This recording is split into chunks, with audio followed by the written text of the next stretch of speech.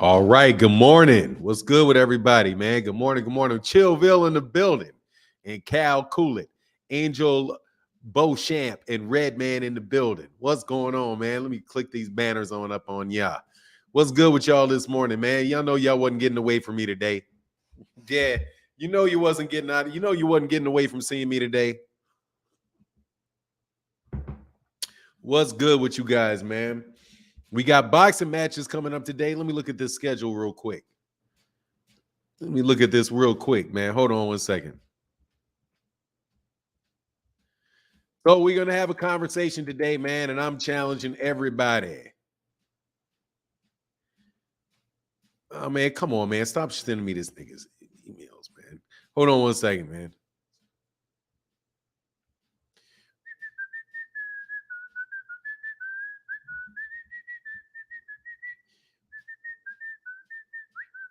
What's going on, Red Man? What's going on, Mike Kirkland in the building? Alchemical Chaos in the building. What's going on, Texas OG? What it do? I'm chilling, man. I can't complain about a thing, man. You know, just up here, man. Just serving out this sentence. Hold on 1 second.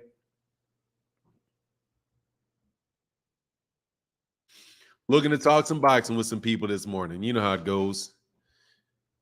And looks like we got some welterweight action about to start popping off. So I'm excited.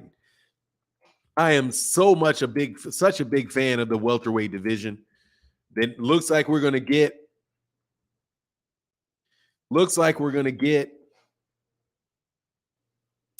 fights from Jaron Ennis, Keith Thurman. Looks like we just got good stuff going on, man. Outlaw Thomas in the building. What's going on, man? I'm chilling. I can't complain about a thing, man. What's going on, Outlaw? I can't complain about a thing. About to put these. Hold on, man. I screwed this up. Let me put this on there. There you go. There you go. There you go. Forgive me for the commercials. You guys got to forgive me for the commercials. Crawford wins by late TKO. Next question. Mr. Hart, click the link. I didn't ask you a question, bro. Let's be real. I didn't ask you a question. So there was no question. Who asked you a question? That's what I want to know. Nikki L said, I'm hanging for Keith. I'm hanging for Keith to come back. Man, I can't wait, bro. Who is Keith? Who is Thurman supposed to fight, brother Fanon? I don't know who he's going to fight yet. I don't know who he's going to fight. But, hey, man, I wouldn't be surprised if it's like Cody Crowley. Does Cody Crowley have a fight yet? Thurman and Boots will be fighting. Thurman, Boots fights in a month. He fights in 4 weeks. Boots fights in 4 weeks. So that's right around the corner, man. I'm excited about that, man. I'm excited about that. Well, you know, it's going to be another PBC. It's going to be a PBC welterweight, so it's going to be somebody like a Cody Crowley or who else could he? Somebody who look good in front of, really, to me. I would have taken, Roman Villa would have been good with either one of those dudes. Hey, so look, I'm going to put links in the chat, dog, because I no doubt about it. I want cats to be able to have fun today and chop it up. We talk every day. Saturday is the day where you guys can hit the link and jump on here, man, and chop it up with me. You don't got to debate me or nothing like that, because I know y'all don't want no smoke, especially the dude that said Errol's knocking him out in 8. Next question. No offense, brother, but I didn't ask you a question. So I don't understand it, man. I don't understand why you would say next question. Abdul Sharif Rauf Wahid.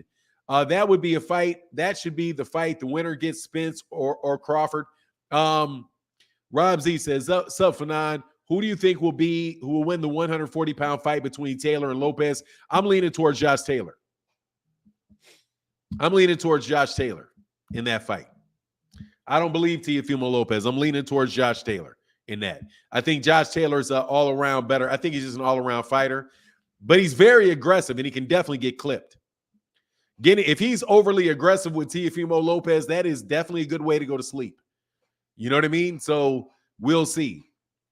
Somebody who said Mr. Something, didn't you say it? Hold on. Who said?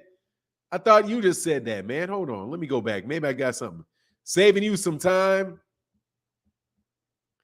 Nah, don't save me some time, bro. I don't need to save. I don't need no time saved. All right. I don't need no say. I don't need no. What's the conversation? What is this? Man, I don't need to save no time. I need time, bro. I got time, man. Are you watching Shields? I can't pronounce the last name. Yeah, I am, no doubt. Oh, you got it. What did you say, Mr. Hart? Put it back again. Put it back in there, Mr. Hart. If I got it wrong, I do that. I will admit, I'll admit that freely. I do that. Without a doubt. I am definitely somebody that will do that. Unless T.O. dropped his dad and got some real trainers, T.O.'s gifted, but his head just up his ASS. Hey, man. Look, I think Teofimo Lopez is a very, very talented fighter. Josh Taylor is somebody that will definitely be coming to definitely be bringing it to him. All right. You know, Josh Taylor got a little Errol Spence in him, man. He's definitely got a little Errol Spence in him. He's somebody that will definitely. Well, how would this work? He's definitely somebody that will come right at it, you know, from the very beginning, bro. He's somebody that he's going to come at it from very, very beginning of the fight, man. Hold on one second, man. I got to see something.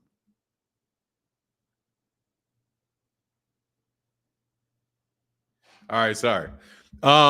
Can't wait, Martin, and for Martin and Inouye. What is this? Can't wait for Martin and Inouye, however you spell his name. You talking about you don't mean Martin, you mean you can't wait for Stevie Fulton Jr. and Monster Inouye. Yeah, and you're close enough. You're not too far off from how you pronounce his name. You're not too far off. Jaron Ennis and Villa is definitely a good fight. Yeah, that's bloody murder, though, bro. I ain't gonna lie. That's bloody murder. That's bloody murder. Crawford wins by late TKO. Yeah, you're tripping. That's what I'm saying. You're tripping. Yeah, I heard what you said, Mark. Then I got what you said right, Mr. Hart. You're tripping. Hey, y'all, hit the link, though. Tell me why you say that.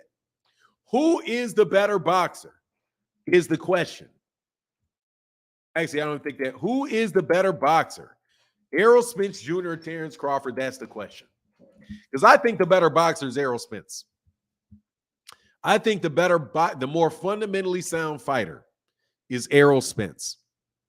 I don't think Terence Crawford. I think Terence Crawford is the one that displays the most athleticism, and I think that there's a difference between that, between the two of those things. One guy shows exceptional athleticism. I don't think Terence Crawford's a better boxer than Errol Spence Jr. is. I don't think he's got a better jab. I don't think he throws better combinations. I don't think he keeps up the pace as well. Villa's style reminds me of Gary Russell. Gary Russell beat Boots 3 times in the amateurs, and that pressure style giving Boots big problems. Oh, no, dog. Villa's not a southpaw, brother. Villa's not a southpaw. Why are you out here hating on? See, Chillville, bro, I get this, man. I know what some of you guys are doing. What you guys are doing is you are putting Terence Crawford on. You're putting Errol Spence on Jaron Ennis. I know what you're doing. I know what you're doing, Chillville. I know what you're doing. It's amazing how many people that are pro Errol Spence, that are pro Terence Crawford, are anti Jaron Ennis. I think that there's some bias going. I think that there's some bias going on there, dog. Personally, I think that there's some bias there, man. That's me. Good morning. Hey, Thomas Hill in the building. What's going on, man? Hold on, man. Stiz up. Yeah, dog. Y'all, I know what y'all doing, dog. You are anti Terence Crawford. Since you pro Terence Crawford, you anti Jaron Ennis. We got it. Jaron Ennis. No need to hold it against him. Hey, no need to hold it against him, dog. Hey, much love in that. Oh, what happened? Hey, man. Cal Coolin in the building. Thank you for the $20 holler, brother. Thank you, man. My guy. It says smash that like button, good people. Yeah, man. Come on. We having a good day today, man. And not only hit the like button, man, hit the link. Hit the link. Chop it up with me about this boxing. Do I need to get a call-in number? I don't want to get a call-in number because I can't see people's faces in a call-in number. But, hey, and my guy, Mike Kirkland, in the building. Brother, thank you so much for your support, bro. Thank you. Thank you. Good talk this morning. Hey, I'm all for Bud. Jason Torres said, I'm all for Bud. Jaron Ennis is well-rounded and is trouble for anyone at 147. Oh, yeah, man. I think he beats Bud. I'm telling you, man, Bud about to get old on you, dog. Hey, I'm going to start, you know what I'm going to start doing? I'm going to start talking smack like y'all talk smack. Bud about to get old on, Bud about to catch all them 35, 36 years old of age right on top that neck, bro. Texas OG said, any word on Canelo versus Benavidez? No. Only word is that Canelo ain't fighting no Benavidez, man. Come on, man. Canelo ain't trying to take that whooping for that money. He don't want that, dog. He don't want that. He doesn't want that. Even though it may be his best opportunity to really get his name and really blow himself up again in a way that, to unknown heights. If he was to beat David Benavidez, because there's going to be a lot of people that think he can lose that fight, man. Mike Cardina said, Fanon, how have you been? I can't complain. I got put in YouTube jail about, how many days before I get to appeal is this. Let me see. How many days have I been in here, stuck in here? 1, 2, 3, 4, 5, 6, 7, 8, 9, 10, 11, 12, 13, 14, 15, 16, 17, 18. 18 days. 18 days. Justin, brother, thank you so much for your support, bro, and keeping the channel going, dog. He said, I finally got a day off, tuned in the whole show. Justin in the building, man. Jayhawk in the building. Thank you, brother, for that support, bro. What's good, man? Sire said Fanon's on drugs. Doug, let me tell you something. Hit the link, Sire. Sire. Hit the link. I'm on drugs. Hit the link. Tell me why I'm on drugs. What besides this caffeine that I'm definitely on? Because I'm on this caffeine right now. Big cup of coffee. Big cup of black coffee. Yeah, dog. 18 days, dog. I've been, hey, Auntie Black Cherry, 18 days. 18 days. Been in here 18 days of no dough. But that's all right, dog. Nah, y'all been holding me down. Thank y'all so much for your support. Marquis, that was the whole purpose of signing to Matchroom. What are you talking about? You guys out here in this forbidden conversation? In this forbidden conversation? Hit the link though, man. Ajay, what's going on, man? I'm serious, man. I need cats hit the link today. Because I want to know why somebody says that he's a better boxer. I need to hear this. Congratulations once again to you, your family, and your daughter on a milestone accomplishment. Thomas Hill, what happened? What happened? Who you congratulations? EJ Maggie said EJ is the better boxer. As he told Porter, he wasn't an Olympian for nothing. Errol is going to stop Bud in the 11th. See, that is where I'm telling you. It's like, that's what I mean. Like, why do people underestimate this man's boxing ability? And it's almost like people switch between saying he can't punch. Did you see him not knock out Mikey Garcia? But he outboxed Mikey Garcia. And Mikey Garcia, he outboxed a pound-for-pound top 10 fighter in Mikey Garcia. Donald, what's going on, man? Says, salute Donald and now 68-year-old Grant. Says, salute Fanon, the motherfucking Don. I like cursing on Thursday, Friday, and Saturday. Cook that. I said, I like cursing on Thursday, Friday, and Saturday. Cook that information. Yes, sir, brother. You for sure. I like cussing every day. I cuss every day. I got a terrible mouth. My mother told me though, because it's genetic. I get it from my family. All of them got bad mouths. They will act like they don't, but all of them cuss. Age is nothing to play with. I hope Bud doesn't turn old until he knocks Spence off. Chillville. DH in the building. What's going on, DH? Nah, my brother, what's going on? Hey, man, I can't complain. You're a regular Saturday watcher, brother. What's happening with you, man? I watch 7 days a week. I'm on the grind like you. Oh, yes, sir. Okay, that's what's up. Hey, you see what team I'm on? I see you got your strap season. You see what team I'm on? Yes, sir. You know, man down, Bud going down, July 29th. 2 days after my birthday, you know I'm tuning in. Yes. So how old you gonna be, man? Man, What are you gonna turn 28? Yeah, I used to be in the 20s. Man, I'll be 34, man. Oh man, 35, congratulations. 35. Look at that. Look, I'm messing up already. 35. 35. Hey, you start forgetting. You start forgetting. I work And 6 or 7 days a week, man. Sometimes, so yeah, all the days run together. But man, I'm on my grind like you, man. I'm trying to get this weight off. Trying to lose 2 pounds a week. I'm in the boxing gym 2 days out of the week, and I'm trying to bike and do everything else and eat right. That's the key, eating right. yeah, man, I got 10 pounds off me, dog. Man, I got congratulations. I I got know you 10 said it the pounds. other day. You said it the other day on the show. I was like, man, okay, for not doing it. Congrats, bro. Man, you know what did it? You know what did? You know what this is what I'm gonna tell you what my goal is. Let me Yeah. get this Cash App though. Let me Go tell you ahead, what my bro. goal is because I've been studying. Hey, Justin in the building, back in the building. He says salute to all the salute to all boxing is on fire, brother. Thank you, man. All right, so I'm gonna say it real short, but this is what my goal is. Yeah. Being called fat adapted. So like fat adapted is when your body gets used to like you know how they say carbs is the first thing you burn and you go low carb diet? Yeah. Well, like keto, but the goal is to get your body used to burning fat. So I switched to 2 meals a day Okay. and then I low carbs, more fat. And that way over a period of like a couple months, your body starts getting used to burning fat primarily. And then instead of having your body look for carbs, because your body the more like you eat a lot of bread, you eat a lot of, like potatoes and stuff like that. That's the first thing that your body burns. So your body gets used to looking for that all the time. So when you get off carbs for a while, your body gets used to looking for fat. And when it starts burning fat primarily, then that's when it burns fat more easily. You don't get hungry as much. I'm starting to find like, dude, I was shocked. It was like 2:00 in the afternoon. I'm like, dude, I'm not hungry. And I would eat just, yeah. Anyway, so yeah, look, anyway, I'm not going to preach. Look that's look good. up, I'm going to try that. look up look at fat adapted. Okay. Fat adapted and getting your body to used to burning fat instead of burning carbs. But Yeah, anyway, so let's talk this boxing, man. yeah, I let's don't want talk to this go on box. too much So about that. now you already know I'm agree, and I'm not just a fanboy. Errol Spence is the better boxer.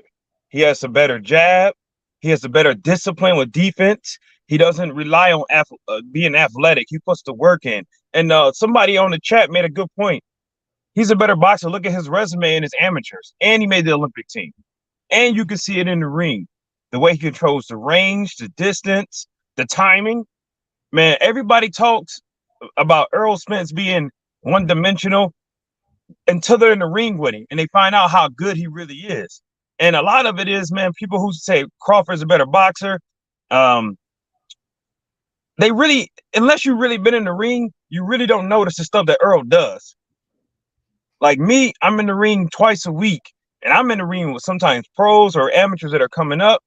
And I'm getting older now, so I'm about to stop doing that. But man, listen, man, we got cats coming gym. I go and how I work, man. So I got to be to work. Sometimes at 5 o'clock in the morning, I get off at 4 p.m. I get to the boxing gym by 5. And man, yeah, that sparring about to stop after a while. But man, I'm for real, man. It's stuff that you notice from being in the ring that you see Errol do.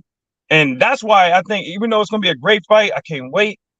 Honestly, I think he's either going to stop Crawford, like make him quit, or just beat the shit out of him. Like each round, just flat out beat him up. Because his work rate, like I was looking at the Porter and Crawford fight 2 days ago, and I got in the first 5 rounds, I had Porter up 4-1. 4-1. And Porter wasn't looking like the Porter when he fought Errol Spence. He was already getting gassed out, getting tired. And Porter wasn't even busy. Errol Spence is busy with discipline. He comes at you with straight punches, head body, walking you down. And for people who've been in the ring, when somebody's constantly in your face, stepping to you, cutting you off, that wears you out too. So that's why I got my boy EJ, man. If not stopping him, Bud is gonna get hurt bad. Man. So what do you think Terence Crawford's biggest strength is against him? Let's try to be fair. Okay, I'll be fair. And what do you think Terence Crawford's biggest strength is against Errol? But let me get a couple of super chats real quick. Go ahead, bro. Super chats, excuse me, cash ass dog. Because I ain't got no super chats right now. It's okay, man. We still support you in the cash app. You got that. You got it. Yeah, I appreciate you, man. Hold on one second, man. Let me I don't want to miss it. Somebody said PayPal, so I got to get this PayPal. My guy, Jason Bernard with the $20 holler, brother. Thank you, man, for supporting the channel, brother. Thank you for keeping us afloat, keeping this boxing conversation going. Expensive. Oh, shit. I keep messing up saying people's names. Expensive paper in the building. Thank you, brother. And then my guy, thank you, man. Berries from Manny Flores. Much love in that $20 holler for my guy, Manny Flores. Thank you for supporting the channel, Manny Flores. Let me give you your gongs. Thank you. And again, my guy, Mr. Paris.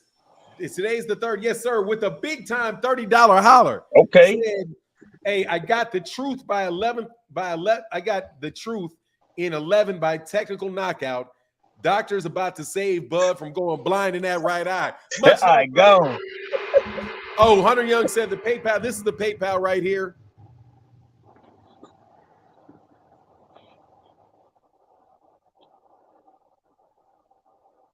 That's the pay. My PayPal is this right here, and I don't.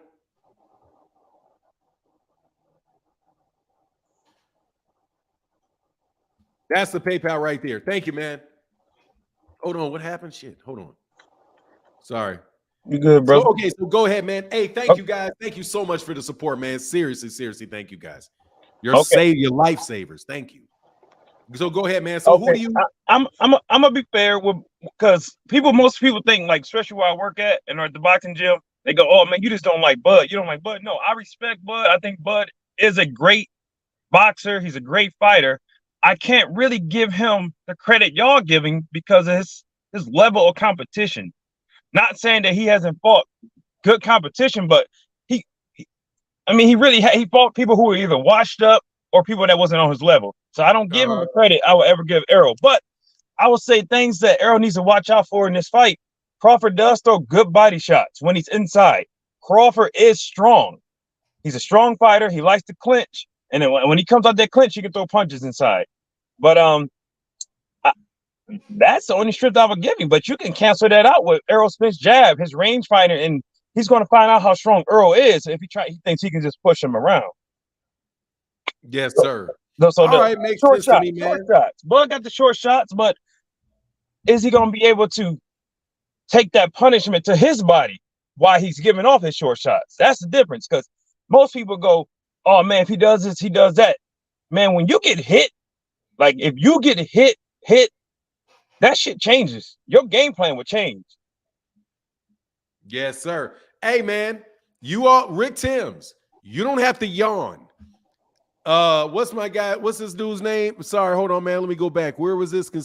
George, the truth hurts. You do not have to call people fanboys. You call somebody a fanboy and you're not willing to hit the link, I got to throw you out. Yeah, you Terence Crawford fans are more than welcome to show up and explain why that man is a better boxer than Errol Spence Jr. See, for now, they can't do it. Yeah, exactly. You do not have to call names. You don't got to sit there and you ain't got to hide. You ain't got to hide behind little smart comments. Come on and tell me why he's a better fighter, brother. Just tell me. Ain't nobody gonna bite you. Nah, that shark might bite. That shark might bite. You're not a boxing fan if you're calling somebody a fanboy. Okay, no. You're a hater if you're calling somebody a fanboy. They just get mad. They just get mad because the way that you break down the fight, man. Anybody who don't respect Errol Spence and the fact that he's a dog, the way he is, don't understand boxing. And most people don't understand boxing because they just watch it. They never been in the ring, never been around fighters. They don't know the breed, what it takes to be a fighter. So people calling other people fanboys, man, that shit out the window. Yeah, hit the link, bro. They ain't gonna do it. And man, shout out to everybody in the chat, man, especially my boy John Boy, man. I'm supposed to be going up to Minnesota to hang with him. That's what's up. Well, all right, man. I'm gonna wait for the next guy to come on. I'm waiting for a Terence Crawford fan, man. You're gonna be waiting all day. Right now, they in Omaha. I think they doing shit in the cornfield or something, man. You have to wait. It's like all two of them. They out in the fields working. I don't know if you're gonna find one. Hit the link. Hold on a second, man. Hold on a second. George, the truth hurt said, I'm waiting for the fight to see who the better fighter is.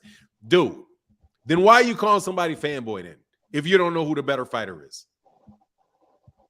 All right, DH. All right, bro. Blessings, man. Always a pleasure to see you, man. Yeah. All right, man. Peace. Peace. Hey, look, man. Why are you calling somebody a fanboy if you don't know who the better fighter is yourself? You don't think people are allowed to have an opinion until the fight takes place? How are you a fanboy if you can explain why somebody is a better fighter? Everything isn't hating. Like, God dog, man. Somebody, Rick Timms thinks Errol Spence, Terence Crawford is going to win the fight. I know who Rick Timms and Chillville. I've never called Rick Timms a fanboy or called Chillville a fanboy, even though they disagree with me. And I don't believe you. I think you got Terence Crawford, dude, in this fight. I think you got Terence Crawford in the fight. Otherwise, you wouldn't take it so personally. You know, Orlando, multiple times you haven't seen this. What is this? It's not for me. Anyway, what's going on, Windy City? Assassin in the building. What's going on, man? But for me, look, I can tell you, like, there's a difference between saying who the better fighter is, who the better boxer is, and who's going to win the fight. Because I would say that I would think in the way that people usually use. T. Orlando said, I'm a hater, F Duck. LR in the building. What's going on, man? We got another truck driver in the building. How you doing, Mr. Fanon? I'm well, man. How are you? I'm good. So I heard you say that you know, Bud fans are welcome to join. So I just had to, you know, give my reasons why I think Bud has a decent chance of winning the fight today in July. Okay. So I do have it 50-50. So it's like every day it basically switches up, you know. Depending on the day, I might think Errol will win and then Crawford. But the main reasons why I think Crawford can win is because I think he's a top 5 counterpuncher in boxing right now, personally. And I think he's one of the most versatile to switch it up. And what I think is really important is what we saw against Gamboa, and even his most recent fight, even though we all know he wasn't, you know, Avenesian, no disrespect, but he was not the greatest. When Bud decides to turn it up, it can really get real, you know, bad for the opponent, because against Porter, they told him he was down. 10 seconds later, he dropped. Boa, he got hurt and stopped him the same round. And against Avenesian, I'm not gonna lie, the situation with the gloves was kind of fishy to me. But when they told him that at the end of the round, you're gonna have to switch gloves, and we don't know if he had gloves, he ended the fight. So I think what I think would decide who wins the fight is if Terence Crawford could last a while against Errol and not be hurt or too hurt in the later rounds where he can maybe turn it up. And I'm not saying he's going to stop him, but I think he can, you know, win a lot of the last rounds if he's not hurt too bad, but we don't know if that's going to happen. And on Errol's side, I think he just has to do what he always does, apply pressure. He has a high, tight guard, and I think that's all he has to do and not get caught. But that's my opinion. I like that. I think that's sound, man. I ain't got any problem with that, man. Got no problem. I appreciate you, man. Thank you for letting me know. No problem. All right, everyone, have a good day. Hey, LR, hey, man, make sure you come back when you're not driving, man. Come back again. All right, maybe tomorrow. All right, have a good day. For sure. I'll be back tomorrow. I'll be here tomorrow. All right, man. All right. Peace. See, Bud fans, we don't bite. We don't bite. I mean, that's why I'm saying, though, there's a little bit of a difference, though, between, you know, saying who's going to win the fight and who's a better boxer, you know? Well, at least the way that people typically use it, because a lot of times people are talking about just like your fundamental skills. They're talking about your, you know, your ability to be like textbook in the boxing ring. Hey, hey, man, what's going on, Phil? Sean, what's going on, Sean? Hey, my bad. What's going on, Sean? All good, man. Not too much, man. I wanted to jump in here because, you know, I'm excited that we're finally getting this fight, man. I was having my doubts. You know, I was like, here we go again. This ain't happening, and now we finally got it. But just wanted to kind of offer a little bit of my thoughts because I want to kind of give Terence Crawford a little bit of credit and offer, I guess, maybe I don't want to even call it a counter argument, but offer a little bit of perspective on how I see this fight kind of going at this point in time. So I don't think that Terence is going to get washed in this fight. I know that if we're looking at both of their pedigrees, right? Spence coming from the Olympics, Spence actually fighting the better competition at 147. All of those things are undeniable. But if we're talking about, Terence Crawford, right?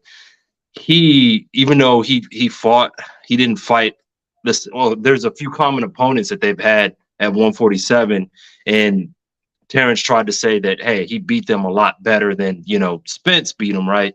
I do think that had Crawford completely struggled with everybody in that weight class or even those common opponents, then I would, be on the side of everyone else saying, hey, Spence is going to punish this dude, beat him to the body, break his eye socket. All of those is a possibility, but I just don't see it happening that way, right?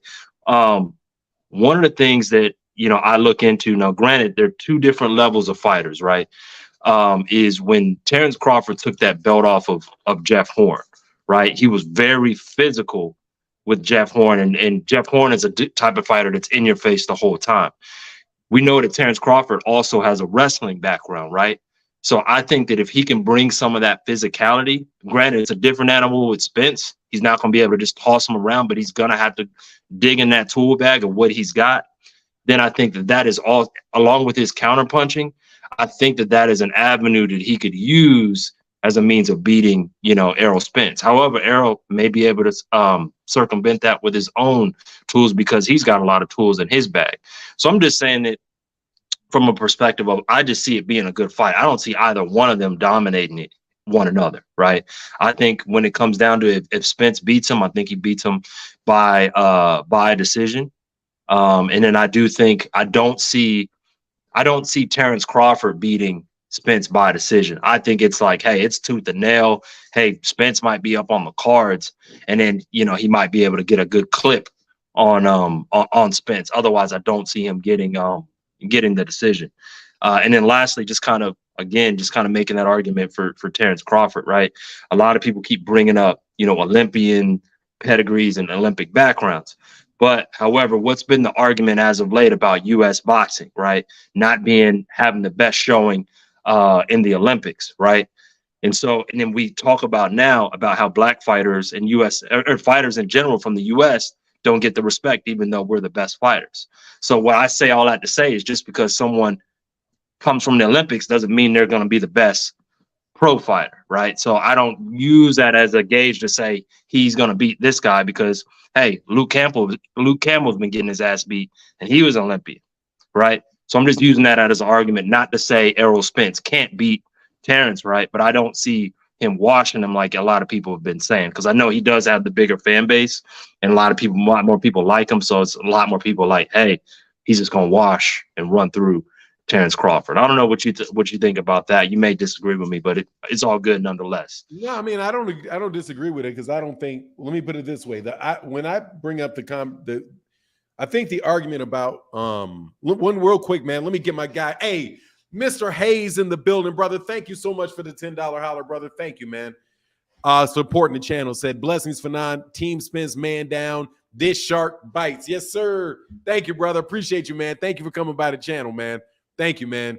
How can I say this? Like, I think that the amateur thing really isn't necessarily about whether or not that means you're going to win the fight. I think that when somebody has an amateur pedigree and they make it into the Olympics and basically into the medal round into the Olympics, that says something about the boxing skills that they have. Because in order to get through the amateur system, you have this amateur scoring system is on points, like the actual points that you land, the punches that you land. So having had all of those having had that many amateur fights, having been in there against the top amateurs, that just tells you that he's been in the ring, he's seen a lot of styles, and that he does have the ability to outbox you, Right. And if you look at all of the top guys in the division, in the welterweight division, the person who went the furthest in their amateur and had the most amateur success amongst all of them was Errol, more so than Keith Thurman, Danny Garcia, Sean Porter, Terence Crawford. But now when you bring up the fact that that Americans don't win the Olympic gold medals. Also, I think that you do have the number one, Americans are not trained to fight in an amateur style. They're also leave the amateurs very early, where you have a guy like, because they're subsidized. Like, you don't have to pay to go to the Cubans don't have to pay to go to international tournaments. That doesn't come out of their pockets, right? Where if an American is going to, is going to go to an international tournament, that's coming out of their pockets, or coming out of some sponsors. So, but again, I don't think it's a situation where just because you're the amateur, that means you have an amateur background, that means you're going to win. I just think it speaks to a certain certain level of skill that you have to have in most cases to even do it. Mm-hmm. Yeah, I just see this fight as being like a very competitive back and forth. I don't see any of them washing any of them. Like, I don't see Terence just like being able to pick Errol apart, hitting him with counters after counters. I think if he does clip him and hit him with a counter, it's going to be something where it's like he's been trying it all night and he's been missing and getting hit, as a result, or he switches something up that hasn't been working and it happens to work, right then and there. But I don't see Errol just going over and just manhandling Terence Crawford, because I think that is kind of what a lot of people are saying, and you just can't discount somebody with a wrestling background. I know I've spoke about it ad nauseum when I got on here, but I'm somebody that is trained in MMA and boxing as well, not competing, but in the gyms. And it's a different animal when you go up against somebody that can grapple or knows jiu-jitsu and can keep you pinned down, or can neutralize what you want to do because of that physicality. You can't discount that. And Terence is very strong as well. So I'm just saying that, not to say that, hey, I could be proven wrong. Like, I could, the next day I could be coming in. I'll come on here. If that happens, I'll come on here and I'll own it and say, hey man, I was wrong. Errol beat the brakes off of him. But I just think that people can't discount somebody with that background that can be physical and from that perspective. You know what I'm saying? Yeah. I mean, I think that's a valuable point. That's why I have it a decision win for Errol. Right. Because I'm not, but at the same time, man, like, if he does start going downhill on him, or gets Terence to where he's exchanging, the big thing is honestly, man, the big thing for me is whether or not that Terence Crawford's, whether that power is real or not. You know what I mean? Whether that knockout streak that he has, how real that is. Because the Sean Porter, ain't no way that's real for me. Right. He did not knock. They threw that towel. He could have went the distance for sure. That was a bad stoppage. Yeah. It was terrible throwing in that towel. Yeah. If Sean Porter wanted to get on the back foot and box Terence Crawford, he most definitely would have went. He most definitely would have went to hey Judah, man, stop spamming the chat, bro. Okay, it's not the UFC. I got it, man. How many times you gonna say the same thing? Yeah, I mean, you keep saying it's not the UFC, it's not wrestling. We understand. Thank you for leaving that comment. And whoever says that is, I'm referencing that for like the inside fighting, right? You can be physical. For example, go look at George Foreman, the way he would fight guys. You could tell like he was implementing like some Greco-Roman tactics, even though it's a different sport. So people gotta think, man. People gotta think. You think outside the box.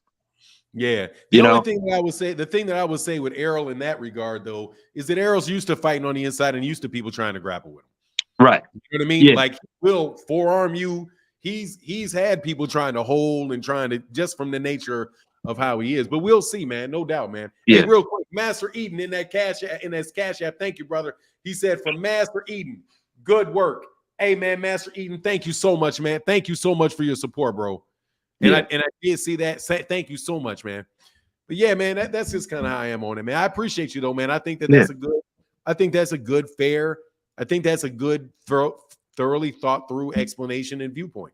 Yeah. So I just want to, even though Terence Crawford pissed me off with his whole negotiation, I was like, well, let me just hop on and just offer what I think you know, a few positives I think that Terence got going for him that he could potentially utilize and probably dig in his bag. And going back to dude to keep spanning the chat, I had said earlier is just like look at the Jeff Horn fight. Granted, they're not the same fighter, but just some of those tactics he might be able to pull in his bag to try to utilize against Errol. Errol may very well neutralize it, but I'm referencing that whoever keeps thinking that I only know MMA. So look at what Devin Yeah. Haney tried to do to Vasily Lomachenko. right. Yeah. Didn't work, but because he wound up literally getting thrown, man. Vasily, that's part of that fight that I don't think a lot of people really peep, man. Yeah. Vasily Lomachenko tossed that dude because he Mhm. was trying to grab him and all of that stuff. But Vasily Lomachenko, very, very strong dude. Mhm. I think Errol's probably a very strong dude too. Yeah. And I don't know, man, as far as a grappling, when you don't have your fingers available to you. Yeah. You know? Because Yeah. like a lot of that grabbing, like you have to have fingers. Like MMA, you need your fingers for Right. a lot of that stuff, and their Right. fingers are free. In a boxing glove, is you're pretty much stuck to grabbing, like, you know, with your forearms and hooking and things like that. But if he's that close and he's holding, then that's trouble. You know what I mean? So, but anyway, man, I appreciate you, man. Hey, thanks, cool, man. Sean. Yeah, no All problem, right, man. I'll see you. All right, peace, man. All right, man. Yeah, man, please don't spam the chat, man, with stuff like that. Okay, I get you frustrated. He said it ain't wrestling, but there's no need to really like I'm trying to have a conversation with people where they can share both sides of the where people can share what they think. You know what I mean? Not necessarily, oh, you definitely need your fingers to grapple to really grab somebody. Yes, you do. Yeah, a lot of that stuff you need your fingers. You don't. It's better with your fingers than it is when you got your hands all the way tied up. But yeah, I'm sure that he will do. I'm sure that I did a video on it. I'm sure that he will try to do a lot of that. But the thing is if Errol pulls his arm straight and straightens out his arm and yanks an arm free, then Errol's going to try to yank his arm free. He got that same Yordani Zugas tried to hold. And you're working your way in with a jab. You're not going to be able to grapple off of a jab. You know what I mean? So, I mean, no, it's interesting, man. Drop the link's been up here. Markeem McDonald dropped the link, man. For what? For you to argue with me about whether you can grapple without your fingers? No. Okay? Drop the link if you want to talk about grappling without your fingers. No. If you want to hit the link and talk about why you think one guy's going to win or another guy win, feel free. The link is right there. But if you're going to try to badger me about whether or not you can grapple with your fingers or not with your fingers, I'm not interested in that conversation. Just to let you know. But I know for sure the way that your hands work, that it is easier to grab somebody with your fingers than without your fingers. And I'm sure you're going to tell me there's ways that you can work it out and get it done, but it's not going to be easier than it is with your fingers and your hands, okay? I can pick up my phone like this. If I have boxing gloves, it's going to be more difficult to pick up my phone. If I want to grab your head, yes, I can cuff you and pull you in, but it's not going to be as easy as if I have my hands open and I grab you with my hands. That's the way hands work, okay? They are useful tools.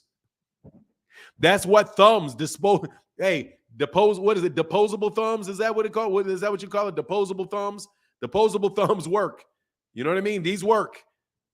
That helps for tools, pencils, grabbing, picking things up. That's why although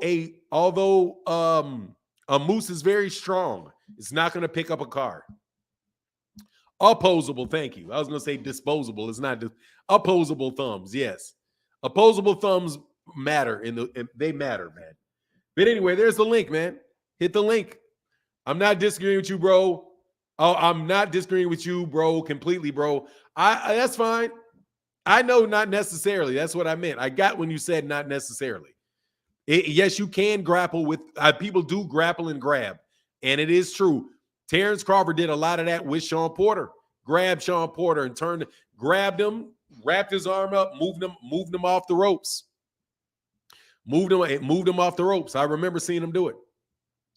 Without a doubt, I've seen him do it.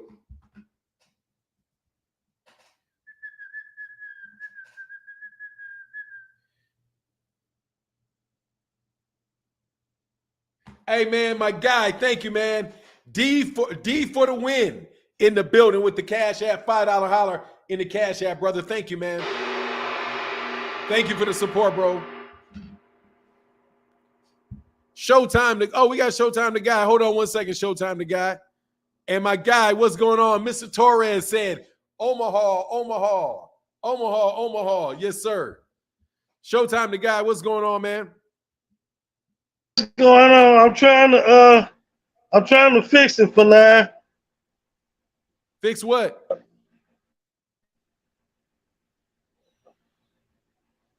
Trying to fix what? My camera, so you can see my face. Oh, okay. Well, look, while you fix it, I'll put Mark Quinn McDonald on. What's going on, Mr. McDonald? What's up, brother? Man, I'm good. I can't complain. How are you today? I'm working. I'm actually getting ready for class. That's one of the reasons why. Real quick, just to show, I just won the gloves. Just won my kickboxing tournament. Oh, and congratulations, I'm man! that jiu-jitsu class. That's why I was like, yo, but okay, I believe Errol is going to win all day. I was just in the gym. You're from Chicago. You know Sam Colonna's boxing gym. Yeah. And so, which is where one of the gyms I train out of. I just got to be, pretty much everybody in the gym agrees that Errol is going to win. Not necessarily is going to be in dominant fashion, but Errol is, a lot of people keep thinking because Terence can switch from southpaw, go from orthodox to southpaw, just because they think that he is, he has very good footwork. However, what they tend not to realize is that Errol's IQ is incredible. I think it's higher than Terence's. He also has incredible footwork. People think because Errol just applies pressure and he comes forward that he doesn't know how to have any footwork whatsoever. Errol knows how to cut that ring off completely. Errol's power and strength, the pressure that he applies, all of that is going to be something that I don't think Terence has actually have had to deal with. And I think that Errol is going to nullify that jab pretty solid with that high guard. He's going to come in and apply pressure, and he's going to give Terence some serious body work. He's going to drop bombs that's really going to cause Terence to have to think about it. And if I see Terence switching from southpaw to orthodox a lot during the fight, it's not because he's trying to confuse Errol. It's not because that Errol he's being fancy. It's because he's going to be confused and he's not going to know how to handle him whatsoever. I think you're going to see Terence switch a lot. And if he starts switching a lot, especially towards rounds, I will say between rounds 5 and up, I think that's going to be a clear sign and an indication that he doesn't know how to really get around Errol and is going to know how to really figure him out. I think you're going to see that happen closer towards the mid rounds. Okay. Hey, explain what you're talking about with the grappling. So what I'm saying, man, it's funny with my fight. I fought April 14th. That actually is what helped me. I had somebody that was incredibly aggressive. I fought the super heavyweight division, super heavyweight open, and my opponent outweighed me by 50 pounds. And I have to admit that my wrestling and grappling background is what actually helped me to deal with him. One, dealing with him close range with inside the clinch, knowing how to control him. True, if I have my fingers, true indeed, I'm going to be, I'm way more effective. That's why I wasn't saying not necessarily with you. What I was saying was him being able to come in, clinch, using the back of the glove. We've all seen where we've had this right here, where we've had this.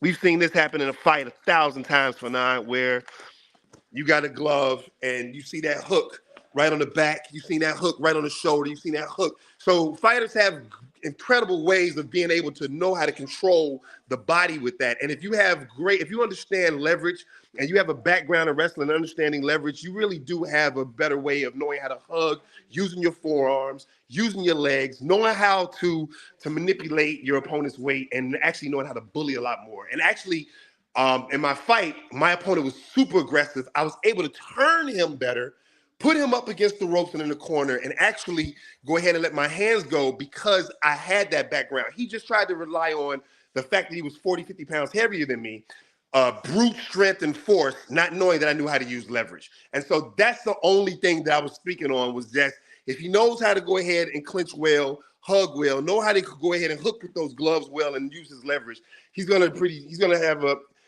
help him and assist him more in those moments where he's being pressed, especially towards the ropes or the corners, and he goes in to go ahead and clinch, go ahead and turn him around and gain some more real estate in that ring. That's all I was saying. I wasn't saying that, so that's what I meant by not necessarily. Okay, I got you. I appreciate you, man. Hey, thank you, man. I appreciate your take, man. Very well educated on the subject matter, man. I'm working on it, brother. I'm still a student in the game, so I appreciate you, fellow Chicagoan. Yes, Stay sir. out there and keep doing your thing, man. Peace and love. All right, man. Peace. All right, I like that, man. I like that. Thank you, Mr. McDonald. Appreciate you, sir. Hey, hold on one second. Showtime, the guy. Let me get something real quick to my guy. Much love for the $5 holler in the PayPal. To my guy, I'll just say your first name, Andrew. Thank you so much for your support. Means a ton. Thank you very much. And then in the I think I got everybody in the D. Oh no, I said D for the win, showing love. Thank you, brother. Appreciate you, man. Showtime, the guy, man. What's going on, bro? Hey, good morning for now. How you feel? Man, I'm good. I can't complain about a thing, man. Sipping this coffee, talking boxing. Hey, that's what I'm doing. I just got my coffee made, and I'm enjoying the show. I want to tell you thank you because I love the show. You have a good intellectual, good boxing show. You one of the best, and thank the Lord for that.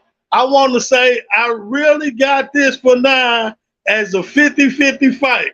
If I was a betting man, I'd be scared to bet on the fight.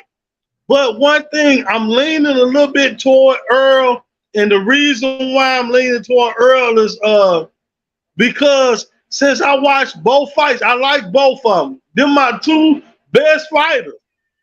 But I noticed if somebody crack Terence Crawford gonna fight with him.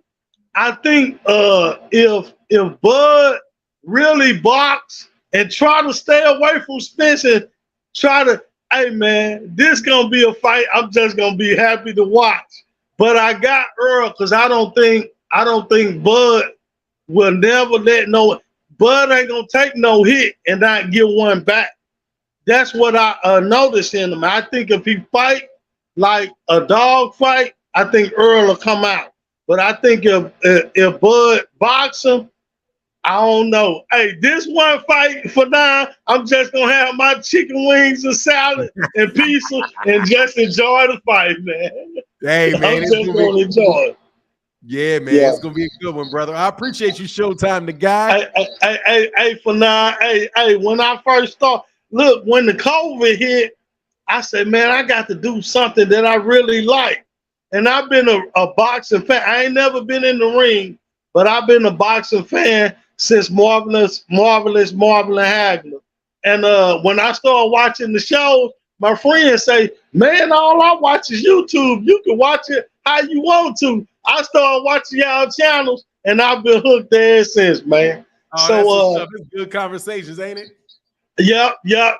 Hey, keep doing what you're doing. I hope everything pan out with the in jail situation. hey, look, I might not send a lot of money, but I'm gonna share your videos and I'm gonna move the algorithm. Hey, thank you, man. Hey, slap that like button, man. Share the video, brother. I appreciate you, man. Hey, for now. And give me that good talk. You give good talk, man. So you make sure you go on the channel, share what you think, man. Give somebody a good voice to listen to, man. That's okay. Man, I appreciate it a ton. Thank you, man. Hey, boy, hey, look, I see you sipping your coffee. I say, let me go get my coffee for Don. He got his drink. I'm finna get mine. So, hey, I love the show. I'm always support. Hey, let me ask one question before I leave. What you think about the fight tonight with Clarissa? I got Clarissa bopping her. I mean, that's, she's easy to beat. She head and shoulders above. I think she's head and shoulders above everybody, all the women. By anybody that's gonna come near her, she's head and shoulders above. I think she just too. I think I've seen the girl fight one time. The woman fight one time. But yeah, I got Clarissa. I think Clarissa's she got a lot of dog in her. So even if the girl can box, she can box with her. She also gonna sit up there. She gonna walk her down. She put some hands on her. If it was 3-minute rounds, if it was 3-minute rounds, if it was 3-minute rounds, In a full fight, most of these girls ain't coming nowhere near the distance with her. She just gonna pump them up. But yeah, with the 3-minute rounds, I don't think they got a chance. So I got Clarissa with the homecoming domination in the homecoming. Okay. Thanks for having me on for now. Hey, I'm happy, man. I enjoy the show and keep doing what you're doing for now. And the people love you, man. Appreciate you, man. Hey, have a good one. Have a good one. You as well, Showtime. We get back. All right. Man, that's fun, man. Hey, real quick, my guy, Mr. Dave Fresh said, I got Spence. I got Spence, $5 holler. These cats, another Spence cat. Hold on one second. I see you, Kamal. I'm gonna make sure I'm not running behind on nothing. I'm not. And then my guy, Kamal Oz in the building, man. Hey, Kamal, hey, while you cook, Kamal, I'm gonna be on. I gotta put my camera off. I gotta do something 1 second, okay? I'll hear you though. Kamal, you on mute. Fanon, can you hear me? Yeah, I can now. Hey, look, I'm gonna put my camera off, but I can hear you. I just need to walk somewhere and walk back. I'm here though. Okay, perfect. Hey, so Fanon, I love how you always give people an opportunity with different viewpoints to express themselves, to be accountable.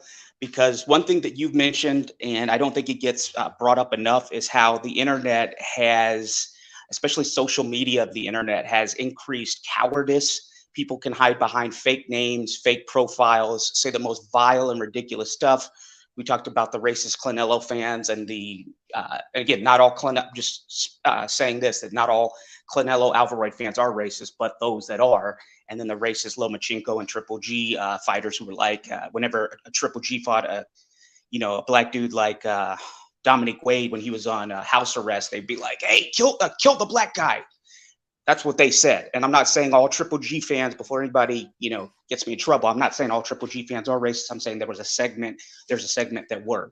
But one thing I appreciate about your show, Fanon, is that you do give people the opportunity who do have different opinions to be accountable and to not hide behind fake profiles with they're not fake names and stuff like that, but to actually go on record and defend and articulate your viewpoints. And so with that being said, I want to disagree with that guy who was talking about wrestling.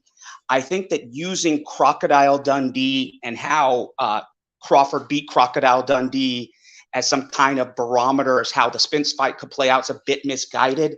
And I think it's because, first of all, many people, including Errol Spence and Keith Thurman, had Jeff Horn losing to Manny Pacquiao.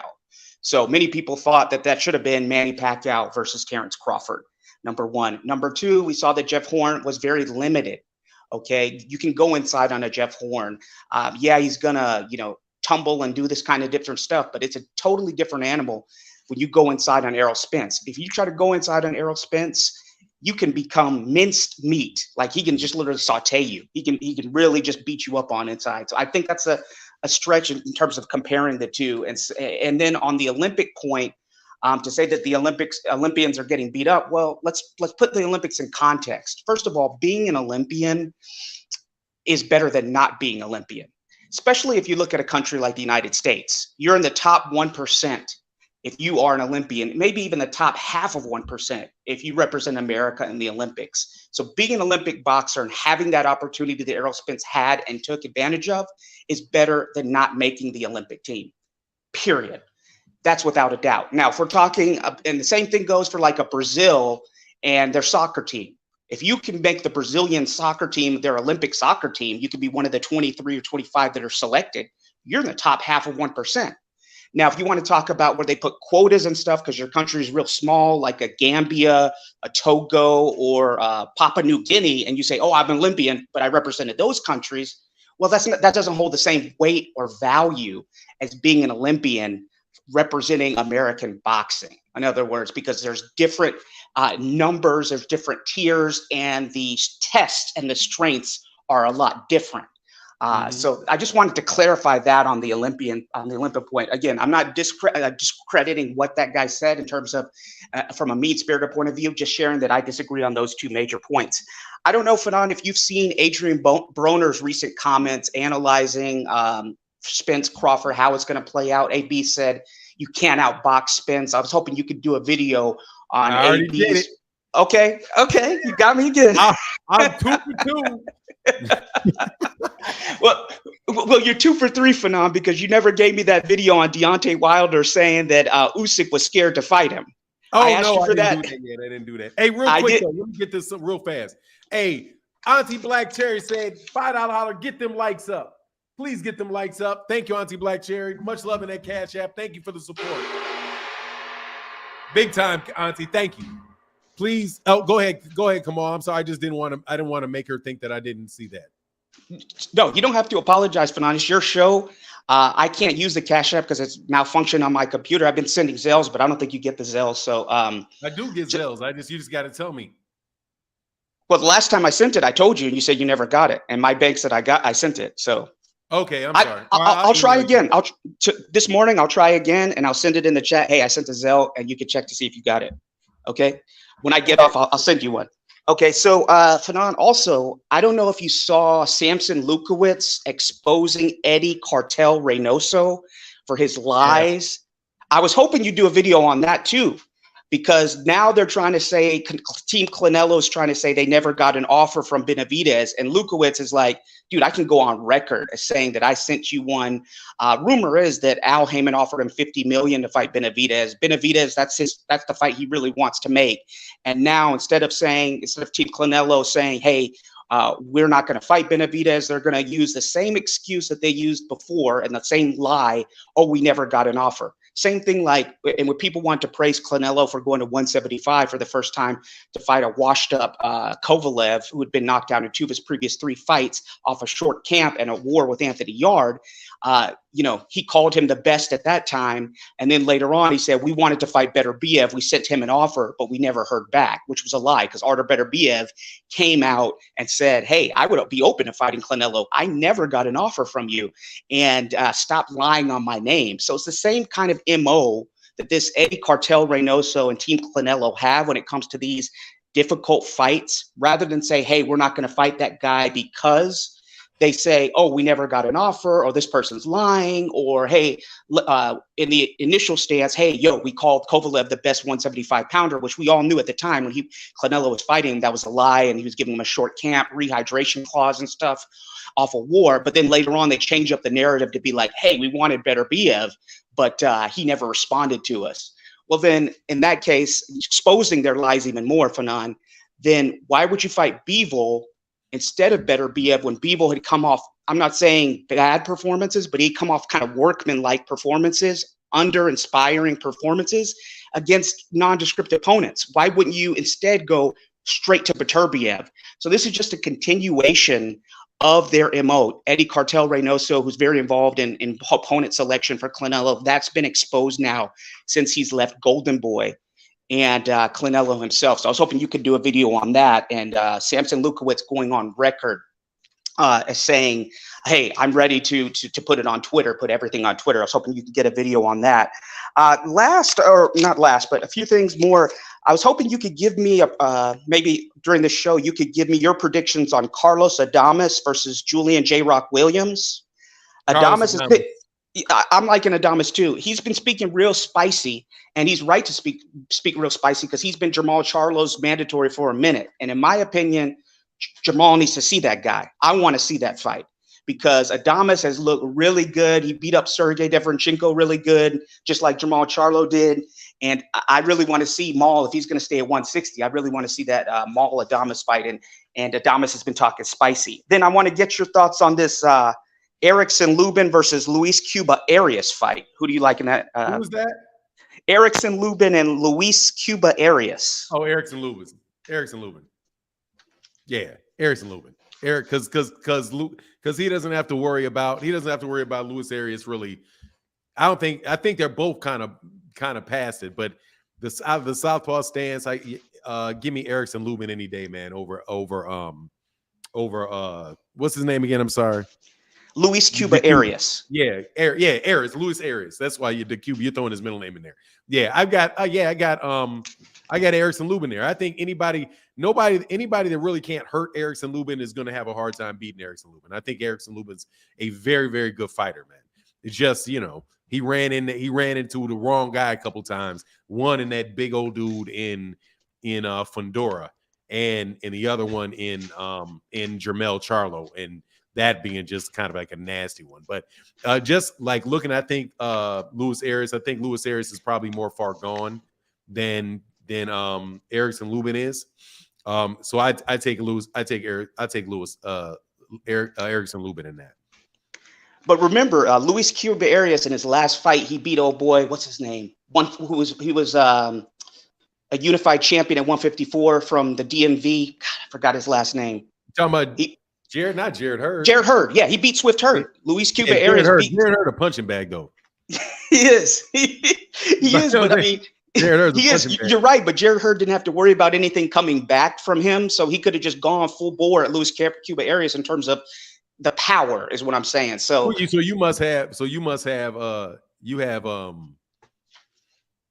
Arias in that. No, I got Lubin. I agree with you, but I can see a way. I can see a way that Arias could win, because I was impressed, even though he is far way gone. I was impressed with how Arias performed in that last fight, because again, he doesn't have much punching power, and oh boy, could have just gone straight at him and tried to get him out of there, which he tried to do, and it didn't work. So I do got Erickson Lubin. I think he rebounds. I hope that he hasn't taken too much damage to not still have a successful career, because he was, one of the best prospects in all of boxing. And, had the tough loss to Jermell and then against old boy Fundora. But I still think the guy has potential, comes from a great family, really great guy. And I hope that he still has a great career. Hold on one second. Go ahead. Hey, Tremaine, come back, man. I'm sorry it took so long, man. Come back when you got a second, man. I had another guy waiting that whole time. Come on, my bad.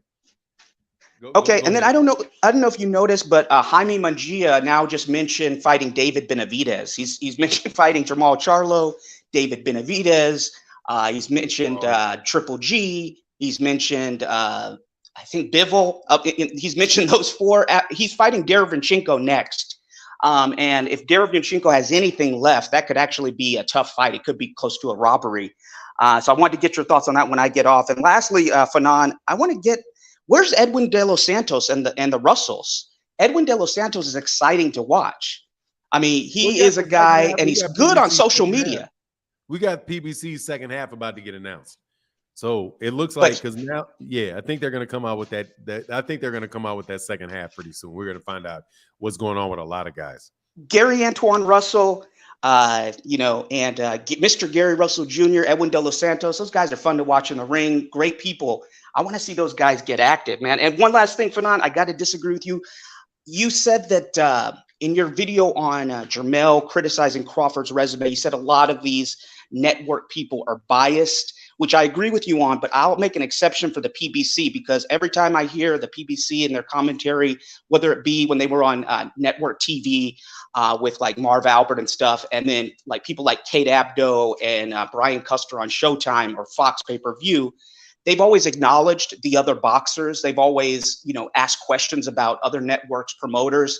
They're not like the other networks where they just totally either ignore PBC fighters, don't mention their name, or they discount them. So those other networks, I totally agree with you. People on DAZN and ESPN, they will totally just trash on like Errol Spence's or Gervonta Tank Davis's boxing skills. So they'll compare those two who are PBC fighters to the non-PBC aligned fighters and like a Devin Haney and like Terence Crawford, and they'll just discount Errol Spence's and Gervonta Tank Davis's great boxing IQ, and they'll just pick whatever just to be a network person. But I think the PBC, I've heard plenty of times where the PBC has criticized, even their hosts and commentators have criticized opponent selections. I remember when Peter Quillen fought Michael Zarafa on NBC, they were Marv Albert and whoever was there was criticizing that fight, that opponent selection.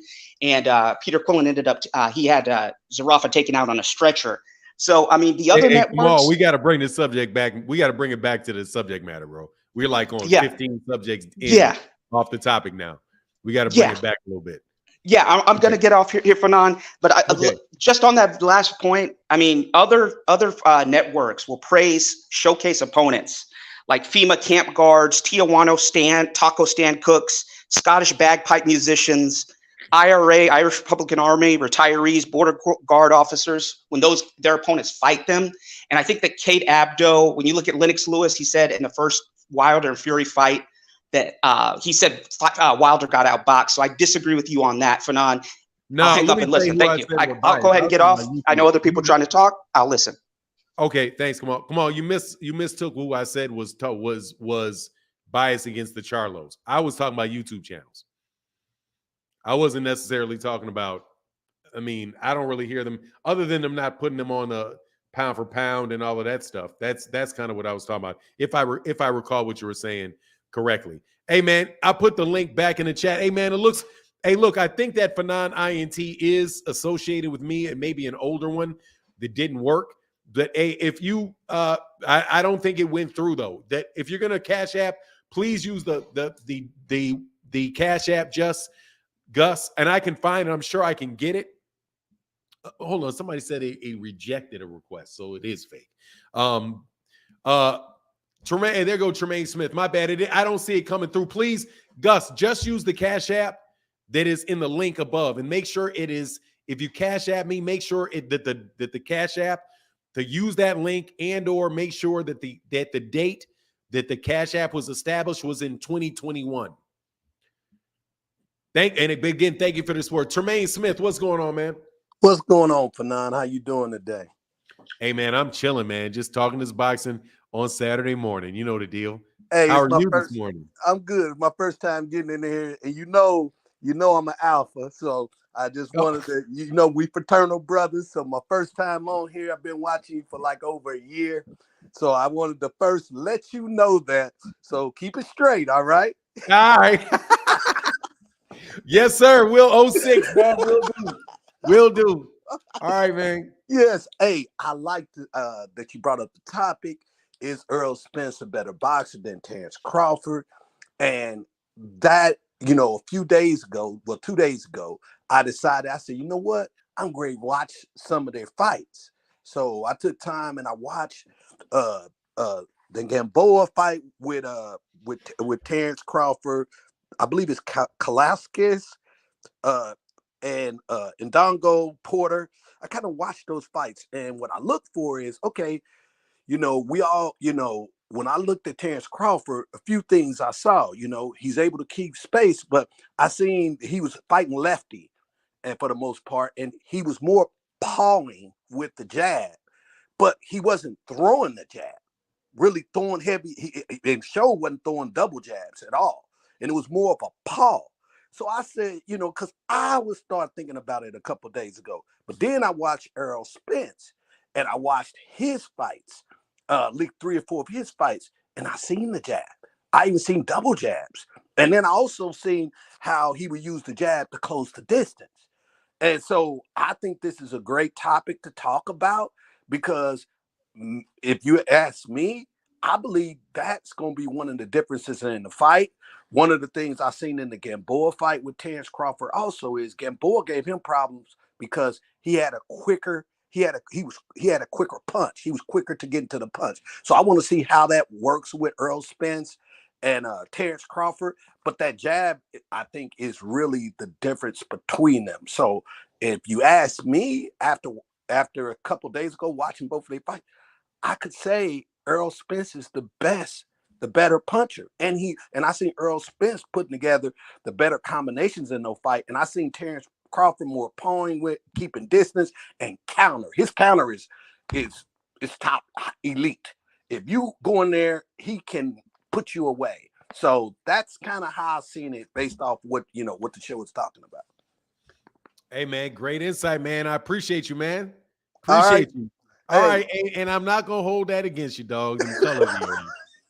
And not only that, you got LeBron James and Kobe in the picture, and ain't no mic in there. So no. I got 2 things for you. You called me dog, and we not dogs, right? Oh my bad. No, did I call you dog? No, I didn't call you dog. Yes, you did. Wait till the end, you'll see. Hey, I called you dog. Yeah. I almost never call anybody dog, man. Well, I make you feel good. Yep. And then you see that picture. Kobe's looking at LeBron like, why couldn't you get the shot off? Why you ain't got no pull off? Hey, bro, we bros. It's subliminal. All right. That's what's up, man. We together then. All All right, right, man. so let's talk more, and I'll make sure I'm getting on your show more and having more conversations with you. I just been real busy, but hey, bruh, phenomenal show. Hey, you doing it like a bruh, and I love that. Thank you, man. Hey, keep it up. Will do. All right, Mr. Smith. I'll get back with you, sir. All right, bye-bye. All right, man. Hey, real quick, in that Mac INT, in the Mac INT, in the Venmo said $5 for my guy. Showtime the guy. Thank you, brother. Much love in that Cash App, brother. I mean, much love in that Venmo. Thank you, bro. King, what's going on, man? Good morning, Panan. How you doing? I'm well, man. I can't complain. How are you doing? Good. I got 2 questions, and I'm gonna hop off. You can answer if you can. So, my first one is, what do you think about Usyk signing with the Skills Challenge from Saudi Arabia? And do you think that tournament we'll get that tournament in December with Wilder, Joshua, Fury, Usyk? And what does Wilder's future look like? Can he be That's 3 questions. Oh, sorry. Can he be a champion again? That's all I got. Number one, I don't know anything about that skills challenge in Alexander Usyk. My understanding is he's still signed with Igis Klimas. And so I don't know anything about that. I don't know what that would mean. Second of all, what was the second part? Do you think we'll get that tournament in Saudi Arabia in December? No. I think that is completely make-believe. No, I don't. Now you're talking about the one where Tyson Fury and Alexander Usyk and Errol and Deontay Wilder and Anthony Joshua? Yeah. No, I don't think that's going to take place. I think there's 9 times out of 10 when somebody brings up 9 times out of 10 when somebody brings up big fights in Saudi Arabia, they don't happen. And then the third one that you said is, do I think Deontay Wilder be a world champion again? If he gets in the ring with anybody other than Tyson Fury, yes. Yeah. All right. All right, man. Thank you. All right.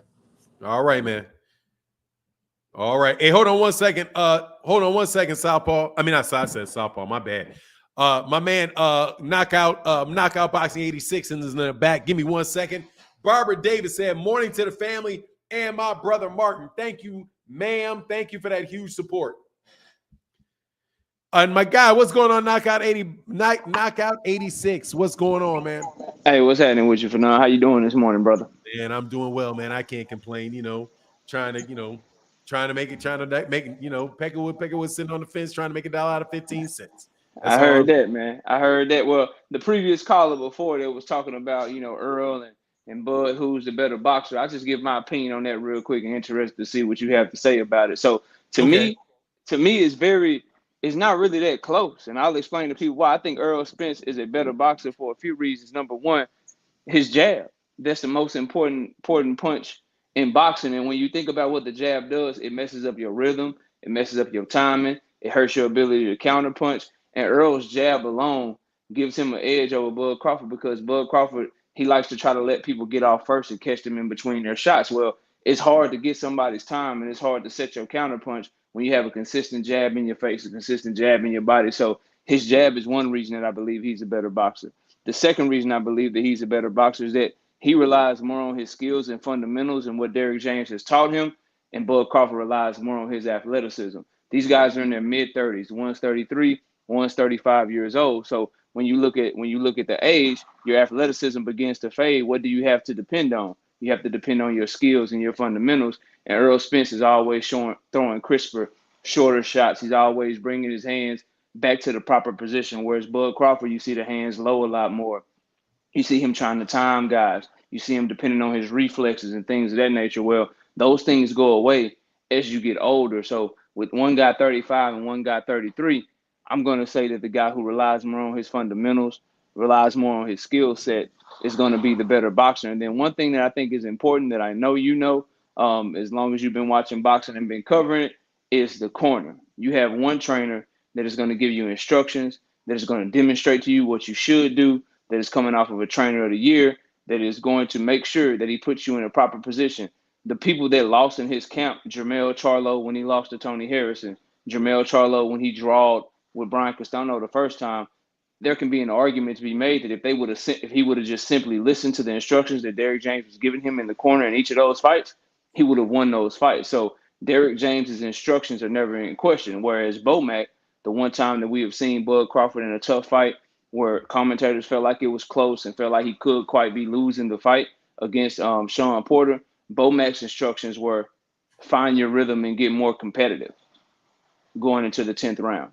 That's all he has to offer. So in a tough fight where a lot of people feel it's going to be close, where there's going to be some rounds where they're going to have to ask some questions of themselves and they're going to be looking for answers, Bud is going to be on an island by himself looking to make his own adjustments and make his own changes, while Errol Spence is going to have someone in his ear helping him give great instructions on top of the high ring IQ that he already has. So for all of those reasons, I think it's very clear that Errol is the better boxer. Now, if you would have asked this question 5 years ago when Bud had more athleticism, he had his lateral movement, he had his ability to pivot, and he was lighter on his feet, like when he fought a Victor Postol and put on that great boxing performance. If that was the Bud Crawford that was showing up, then I think the argument will be closer. But the guy right now that's standing in front of people that's 5 years older, that hasn't showed that same type of lateral movement in 5 or 6 years, I got to go with the guy that has better fundamentals. It's almost like, and I'm not saying the fight is going to end up like this, but it's almost like Antonio Tarver and Roy Jones, where you could see Roy Jones had more gifts. He had more talent, but Antonio Tarver was more fundamentally sound. He showed more skills and more fundamentals in the ring with Roy, and he was able to catch Roy in between shots. He was able to get there first because his punches were straighter. His hands weren't down. He was having his hands in the proper position and making sure that he relied on his fundamentals, whereas Roy was used to relying on his talent and his athleticism his entire career. I think a similar parallel can be drawn between these two fighters, where Errol is more fundamentally sound and Bud Crawford is more the athletic, showy, flashy type of fighter. And I think that could come back to haunt him because as you get older, you're 35 now, you're not as quick as you used to be, and Errol's jab is going to be the key in the fight. So to me, my personal opinion, I got Errol Spence as the better boxer, bro. Hey, man, nothing for me to argue about with that, man. I think that is an excellent breakdown and not too much to disagree with. And you adding on to it the corner and the adjustments, and you're treating it as if there's a team in there. And so you're talking about Errol Spence Jr. And the one thing that I will say that I think will affect the fight, the only thing that I would add to that I think, and again, hey, I sent that money to Fanon INT1. Are you MB join? Yeah, May 21. Honestly, I think that Fanon INT1 might be me. I just have to call Cash App and figure out what that is, because I think that may be an earlier one. Or no, a later one. I don't think that's me. I think that's somebody robbing me. But yeah, the MB, the 120 May 2021 is me. Yeah, for sure. Yeah, the only thing that I would add to that is, God, what was I gonna say, man? It left my mind that quick. Dog, man, I'll think of it later, man. It left my mind. That's when I changed my thought. It's all good. No, yeah, no, man, I forgot because it was. Let me just. So basically, your point was that you talked about. Now I remember what it was, because it was connected to it went from Terence Crawford and the athleticism and the basic fundamentals, and then you added in the fact that he was the corner. And so then with the corner, I also want to talk about the preparation, because in the preparation of it, now you've had Errol Spence Jr., who for a straight year has been preparing for nobody but Terence Crawford and has had his mindset on Terence Crawford. So you've had Derrick James and these guys breaking down Terence Crawford for the last year and not coming off of another fight, where I don't really think that the fight with David Avanesyan really prepared him at all to get in a fight with Errol, because the guy, there's nothing that this guy is really bringing to you. It just wound up being a mismatched sparring match. But that's the only thing that I would add to it. But other than that, I think that's an excellent breakdown and very well thought out. Hey, man, thank you for knowing. Enjoy your show, man. I'll hop back in the chat and salute everybody in the chat, man, and keep doing your thing. All right, man. Bro. Make sure you got a wrench, man. Make sure you ask you people to subscribe to your channel, man. Make sure y'all subscribe to Knockout Boxing 86 TV. Has the best debates that you'll get on YouTube, man. Very consistent, very intelligent guy. Love his work. Make sure you guys go support Knockout Boxing 86 TV. And my guy, Much love in that Cash App to my. First of all, shout out to King in the Cash App. Said your everyday grind is motivational. Thank you, brother. I appreciate you, King. Thank you, man. And then my guy, Mr. Huggins, yes, sir. From my guy said, didn't say anything, he just supported. $10 holler, brother. Thank you so much, man. Thank you. Appreciate you, man. Thank you. Appreciate you a lot. Thank you for that support in that Cash App. Please tell me I got it, just Mr. Huggins. I got you.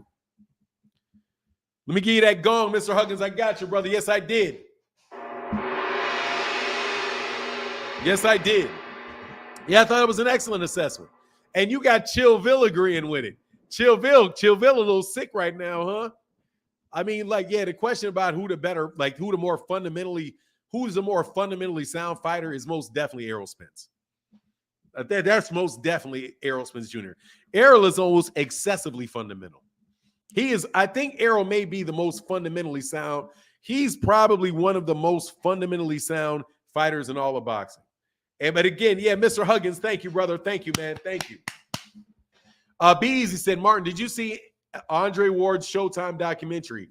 Very good. Has me missing my favorite fighter all over again. Canelo was lucky Ward retired. No, I haven't seen it, man, because honestly, I'm holding a grudge against Andre Ward. Man, it's hard, man, when you meet. Now I'm gonna check it out. I don't really watch a lot of those documentaries, man, because I talk current boxing all the time. Aaron Muhammad in the building. Hit that like button, though. 7/29 is Bud's mother's birthday. Oh, bad day to take a fight. Bad day to take a fight on your mama's birthday. Bad day to take a fight. Hey, Thomas Hill. Thank you, brother. Thank you, Thomas Hill. Thank you, Thomas Hill. Hit that link, though. The documentary is on Andre Ward's career, man. It's on Andre Ward's career. So I'm not keeping a poll, but I've yet to hear somebody say they think Terence Crawford is a better boxer. Now, to my guy, was it TJ? Man, forgive me if I messed your name. It's the trucker, young dude, young light-skinned dude. Young light-skinned trucker, Team Bud. Said that he could see Bud picking up the pace and catching him. He sees that taking place. Dang, you ain't gonna be no birthday party. Rise podcast in the building, man. Rise said Boots picked Errol. Oh, Boots picked Errol. Hey, man. He wasn't picking people for a while. You know why he picked him? Boots picked Errol because Boots picked Errol because Boots is Errol was Terence was talking all that craziness. You know what I mean? Because Terence was talking all that craziness, man, trying to disrespect that man, say he didn't want no fight. When Bud knows full well he ain't trying to fight that dude, man. Bud is a better boxer, switches styles, better foot. He don't switch styles, he switches stances. He don't. Hold on 1 second, man. Let me see something. Give me 1 second, man. Because Kamal, I did get that. I did get it, and I think I also did tell you that I got it. But let me know, because I got my Wells Fargo up. I got my thing right now.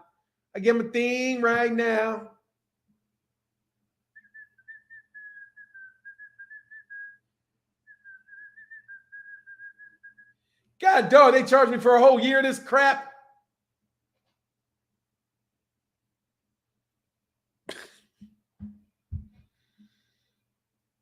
Man, I got Baller TV. They charged me for a year up front.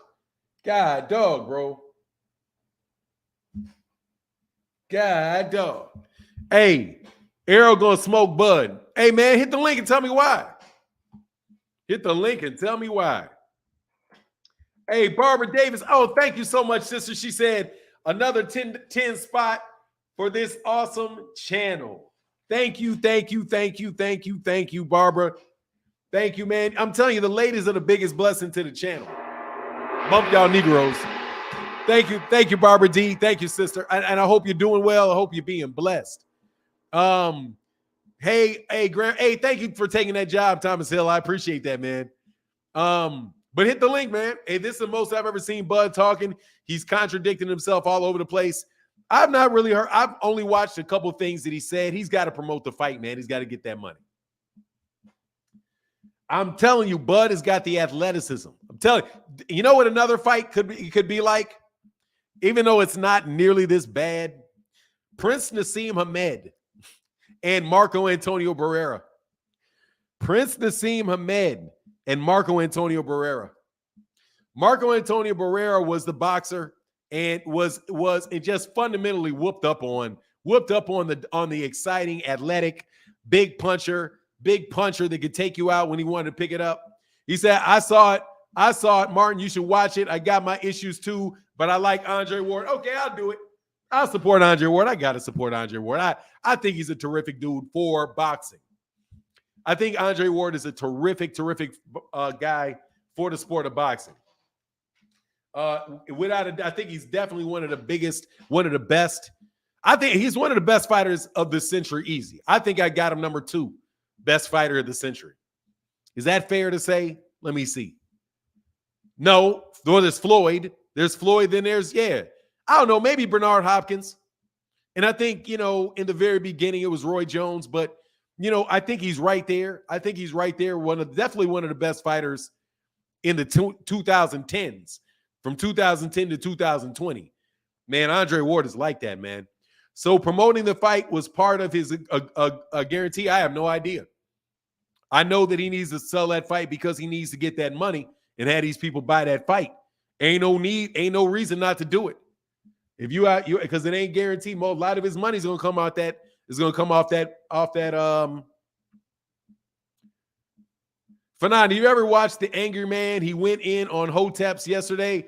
Who's The Angry Man? You talking about The Angry Man podcast? Yeah, I watched The Angry Man podcast, but I don't know who the Angry Man is. He went on, what do you mean Hoteps? What are Hoteps? I don't give you talking all that Negro stuff. Man, them young boys studying that history and all that stuff, man, I don't be doing none of that. Hey, okay, yes, sir.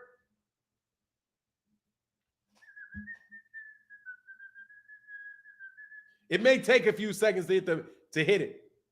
It may take a second. Fanan, Synthazel, confirm receipt, please. Yes, sir. I will confirm receipt as soon as it comes in because it comes in a little slow. Yeah. I don't do all of that. I don't do all of that, dog. But are you talking about the Angry Man podcast? Yeah, I watch the Angry Man podcast. Yeah. Fanan, Bud training in Vegas, will it help or hurt? I don't think it's going to make much. I don't think it's going to make any difference. If he does something different, though, it's not going to be good. If he's doing maybe he's trying to butter up the judges. Maybe he's trying to butter up the judges. I don't know. I don't see why you would do it, man. I don't get it.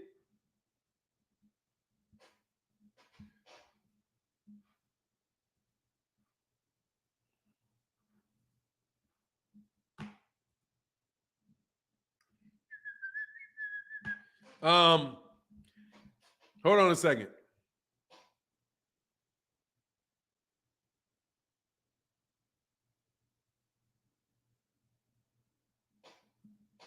Fanan, Thurman versus Ugas, who you got? I got Ugas. Thurman and Ugas, give me Ugas. Provided Ugas's eyes are not super jacked up, give me Ugas. You got to give me Ugas on that. I mean, from what I can see, right? Because I don't think Keith Thurman wants that. I don't think Keith Thurman wants that heat to that body, bro. Ward showed proof in his documentary where they offered Gennady Golovkin a 50-50 split on all revenues, and Gennady Golovkin team responded by saying they were focused on unifying the welterweight division. First straight duck. Well, look, man, I don't know who would even need to know that. To know Gennady Golovkin did not want to fight Andre Ward. Gennady Golovkin would have gotten beat up so badly. It would have been, that's a mismatch. It's a mismatch. I'm going to tell you another mismatch. Canelo. Andre Ward and Canelo Alvarez. Mismatch. Andre Ward would beat up Canelo Alvarez so bad he wouldn't know what to do with himself. But I fell in love with that Super 6. Yeah, it was awesome. Yeah, that's honestly, man, I was down with Andre Ward since the Olympics. I watched him in the amateurs. I watched him in the Olympics, man. I got behind his story all the way through that gold medal, behind that gold medal. And when he got into the Super 6, I knew he was going to win it. That's the first time I really realized, hey, I got to wait for it to come through.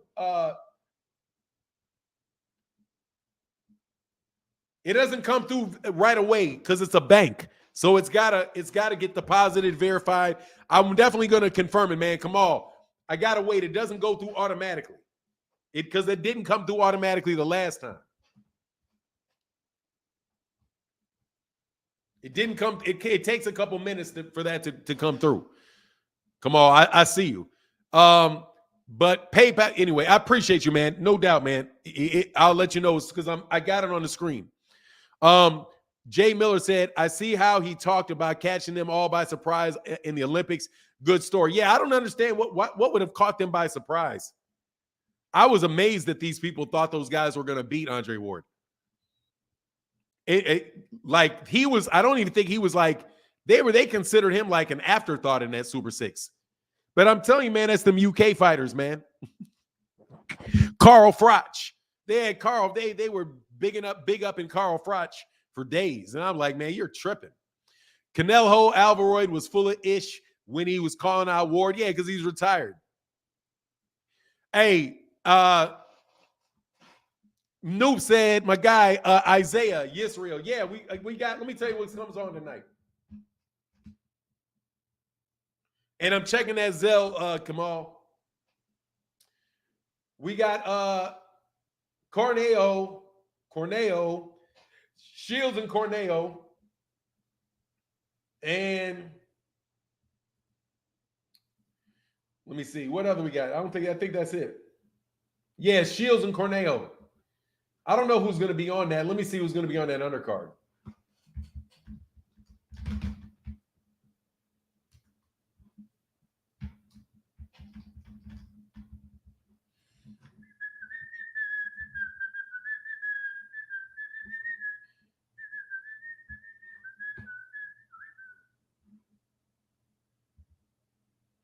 Nah, there's nobody else on that card, really.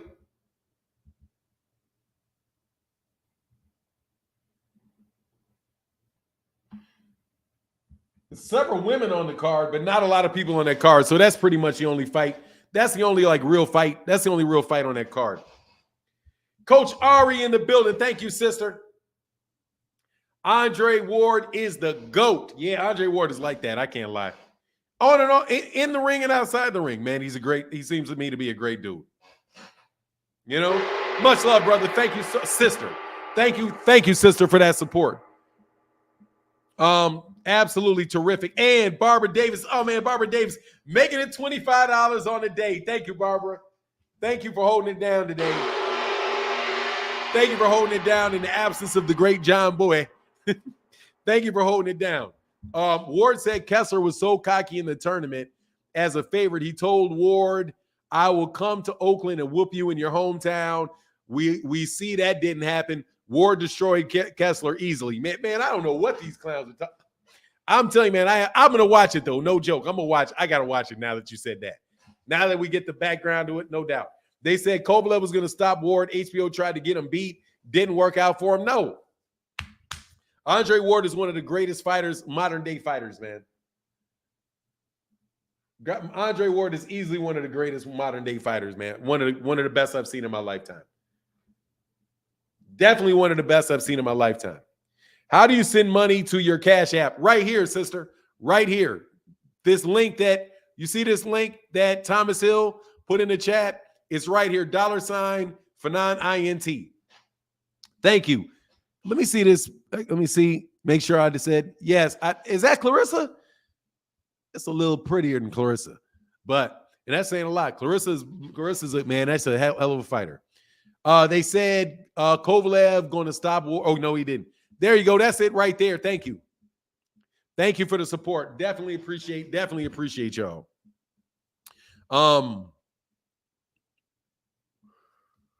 Ward overrated to me. He's good, but not great. Hey, man, he's great. But hit the link, man, and tell me why. Chillville, come on, man. You at work, Chillville? I can't get. See, that's it, man. I'm not even arguing with cats. I'm giving you an opportunity. So I really did like KO Boxing's breakdown of that. I thought it was spot on. Think very much like him. Clarissa has been glammed up lately. Yeah, she looked pretty. Yeah, absolutely. She need to go for the double black though. You know what I mean? You know what gets me? Like, I never understand why women that are like dark-skinned women don't really go all the way with it. You know what I mean? Like just tan, like actually go out and tan and see how crystal you can get, because that's prettier than that in between brown. You know what I mean? And so yeah, dog, she just embrace it, double up on it, and you let man is and you're strikingly beautiful like that. No troll. Kovalev won that first fight, man. Kovalev lost that first fight. Stop hating. Nah, T Orlando, dog, you hating, dog. I ain't trying to hear that. I ain't trying to hear nothing. I ain't trying to hear nothing about that. Yes, I get off at 12 doing these evaluations. Oh, okay. Clarissa bad. Yeah. She just need to go all the way with the black, though. That's what I liked about her makeup, because I was like, okay, she's going full dark skin. She's not trying to be like trying to tone it down into a medium brown. Hell no. If you black, go black. You know what I mean? Just an advice to women who are dark skinned. If you are dark skinned, bordering on black skin, go black skin. Don't try to be light skinned. Be fully black. You know what I mean? Yeah, don't do no Elaine Bridges. Don't try to go the other way with it. Go that way. go the I'm gonna be as black as I can possibly be type of move. That looks way better than somebody trying to get brown. You know what I mean? I'm so pissed they didn't give Hannah Gabriel a rematch. She effed up. Yeah, she did. She messed up. That's on Hannah Gabriel. Can't get mad. Can't get mad at Clarissa Shields for that. That's on her. 100%. That's on her. Black is beautiful. Exactly. You got to go full black. That's my advice to all women. Go full black. Go all the way. Just like wearing your natural hair, don't straighten it out. Don't try to lighten your skin. Darken it. If anything, darken it. You know what I mean? Don't try to, don't do that. The older the berry, the sweeter the beauty. Hey, yeah, wear your gray. Be you. Somebody's going to love it. Elena Bridges is very unattractive woman. Let me be for real about Elaine, Ebony, what's her name? Ebony Bridges. Dog, no. I don't even get why they say that. The big two plastic, you be talking about them, you mean those two tether balls she got tied to her chest? Man, please. Yeah, she blacking her motherfucker too. Yeah, she blacking her motherfucker too. Yeah, man. Go all the way, man. Don't be shy about it. Yeah, yes, but not nothing tops all natural hair. Just be natural. Be you. Dog, anybody, I told my daughter that, and I mean it. Anybody that want to change you ain't worth having, bro. You know what I'm saying? If they trying to change you, they ain't worth having you. I'm not saying Clarissa Shields to blame. Oh, I know you're not. I know that. I didn't think you did. Come on. I didn't think you did. But I am going to say, anybody, come on, Terence Crawford fans. Come on into the chat, bro. We don't want to have to end the chat early because we can't get nobody to really. It's very difficult to argue that Terence Crawford's a better fighter than him. A better, more fundamentally sound boxer. People keep talking about all the different things Terence Crawford can do. And honestly, man, I think y'all get caught up on that switching stances. I think you get caught up on that switching stances, which really he doesn't do that much. He really only switches like once or twice. He fights in the southpaw stance almost exclusively. So if he fights in that orthodox stance, dog, I'm telling you, you got to give me Errol if he fights in the orthodox stance. I believe Terence Crawford is vulnerable in that orthodox stance. And I don't think Terence Crawford really fights out of a southpaw stance. I think he fights primarily a southpaw stance.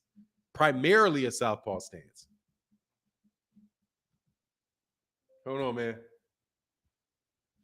But an argument can be made. So let's click and here's something nice from our Crawford brethren. You don't really get them. They know I'm trying to tell you, man. They too busy calling people haters because they're really not Terence Crawford fans. They're Errol Spence Jr. haters. And I've really been sitting here all morning trying to give you guys the opportunity to tell me why Terence Crawford is a better boxer than Errol Spence Jr. is. Why is he better? Why is he a better? I can understand. It's like the awkwardness of it. He's giving you different things to think about. He said, click the link. My bad, Martin. Hey, man. Hey, Thomas. Hey, thank you, Thomas Hill. I appreciate you, man. I love the milk of magnesium. Bro, what are you talking about, bro? Dude, what are you talking about? Hold on one second, man. I got to double check, triple check, because Kamal going to be on my neck. Hey, not there yet. Actually, let me get out and re-sign in. Hold on.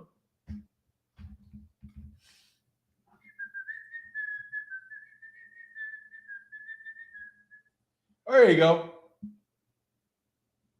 Yes, sir. Kamal Oz with the $10 holler. Kamal, I just needed to go in and out. Yes, Kamal Oz in on the Zelle with the $10 holler.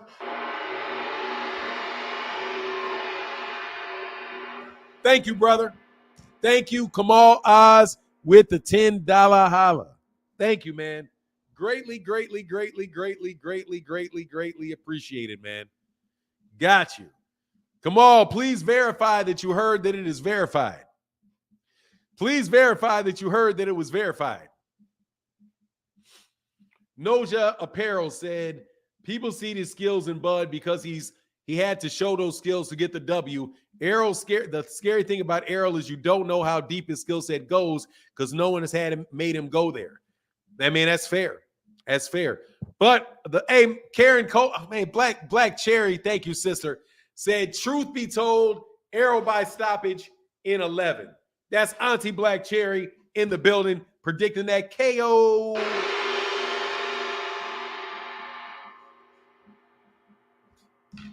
I can confirm you received my Zelle today. No, look. Zelle said Zelle goes straight to the bank account, no taxes or deductions. No, neither is Cash App. Cash App doesn't give you any deductions either. Just so you know. Cash App does not give you any deductions. You should report it on your taxes, though. Thank you, man. Porter said EJ hits harder than Bud. Yeah, he should dog because he got knocked down for real. Man, come on, man. That Porter stop was trash, though. That Porter stoppage was that's floss. That was flawed. Hey, Mr. Muhammad in the building. Thank you, brother. My guy Aaron Muhammad in the building says some support for the channel, brother. Thank you, man. Thank you, Aaron Muhammad. Appreciate you very, very, very, very much. Thank you for that support, Aaron. Thank you, sir. Do you have Chase? Anytime I send Zelle to my contacts, they get it instantaneously. No, I don't have Chase, but guess what? I did get it. I just needed to come in and out. I didn't get out. I just needed to get out of my account and come back in. It didn't refresh every time I was going from one screen to another. That's why I didn't get it. So if I do it, I just need to sign out and sign back in. That's it.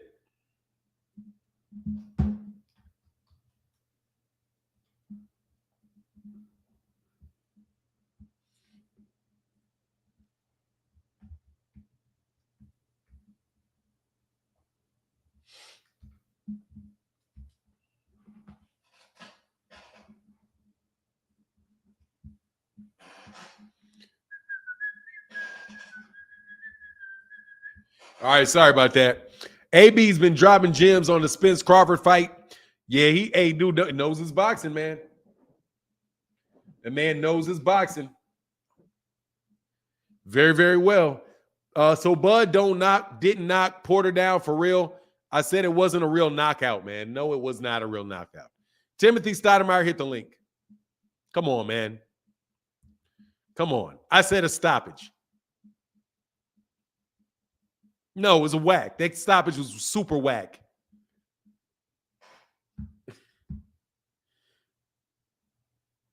Exile Loco said, who pays attention to anything AB says? Dude didn't even throw his hands, but got advice to get. Exile Loco Keo. Hit the link. You're not going to hit the link, though. I know. I know what it is. You're just gonna blabber stupidity. Dog, that man has let his hands go plenty times. The man is a multiple-time world champion. He's a Porter with the wink. Yeah. Porter with the wink. You know? Porter with the wink.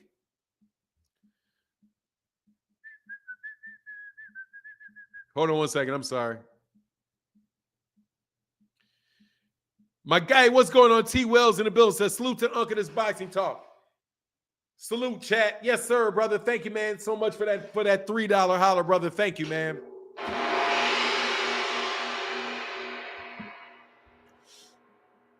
Let me tell you something, dog. Stop that, Rick. He didn't know squat. You talking about because he knew he was about to get slaughtered and become a lifetime meme, save face, literally. Come on, stop it. Then let him do it. Then let him do it. I don't care. Can't read the future, Rick Timms. I'm not going to read if that man wanted to stay out of the way, box and move around, he absolutely positively could have went the rest of the fight, man. He wasn't even hurt, man. The man jumped up and slammed his feet. Whatever reason, it was a premature. Oh, here, let me put it this way. So thank you for admitting it was premature. Let me take the easy route. Rick Timms, so you agree that fight, that he could have continued? And that and the rest of that, you're reading the few, you're basically, you're looking at tea leaves about that. Fanon, you the baddest man on YouTube in boxing, but just don't cancel the 30th show because I'm looking forward to it. Ha ha, Team Bud. Hey, look, bro, there ain't no need to cancel anything. I'm telling you, either guy has a chance to win the fight. I'm telling you, either guy has a chance to win the fight. It's boxing, bro. There ain't no need to run away from it. Why would you? Let me tell you something, man. If you're going to cancel a show or not talk about a fight after the fight is over, why are you a boxing fan to begin with? It's not like it's the Chicago Bulls, okay? And I mean it. It's not like I got to sit through like the Chicago Bears. I got to sit through 40 years. I got to sit through 35 years of ineptitude. Okay? It's just a boxing match. And I'm looking forward to the boxing match. The closer I get to the fight, the more I'm thinking you dudes are tripping. Porter was more frustrated than he was hurt. I just need for Rick Timms to admit that because he already admitted that fight did not need to be stopped. That his father stopped it because of what he thought was going to happen in the future. His father probably knew that Terence Crawford was going to beat him before the fight started. And that's why his dad said he knew he was going to throw in the towel before the fight started. That's what he said, because he said his son didn't train. And his son could have continued, but he's like, no, I'm going to stop it before it goes on. Because he was not. And what did he need? Hip surgery? I think there was something about hip surgery in that conversation as well. But, it is what it is, bro. It is what it is. It is what it is.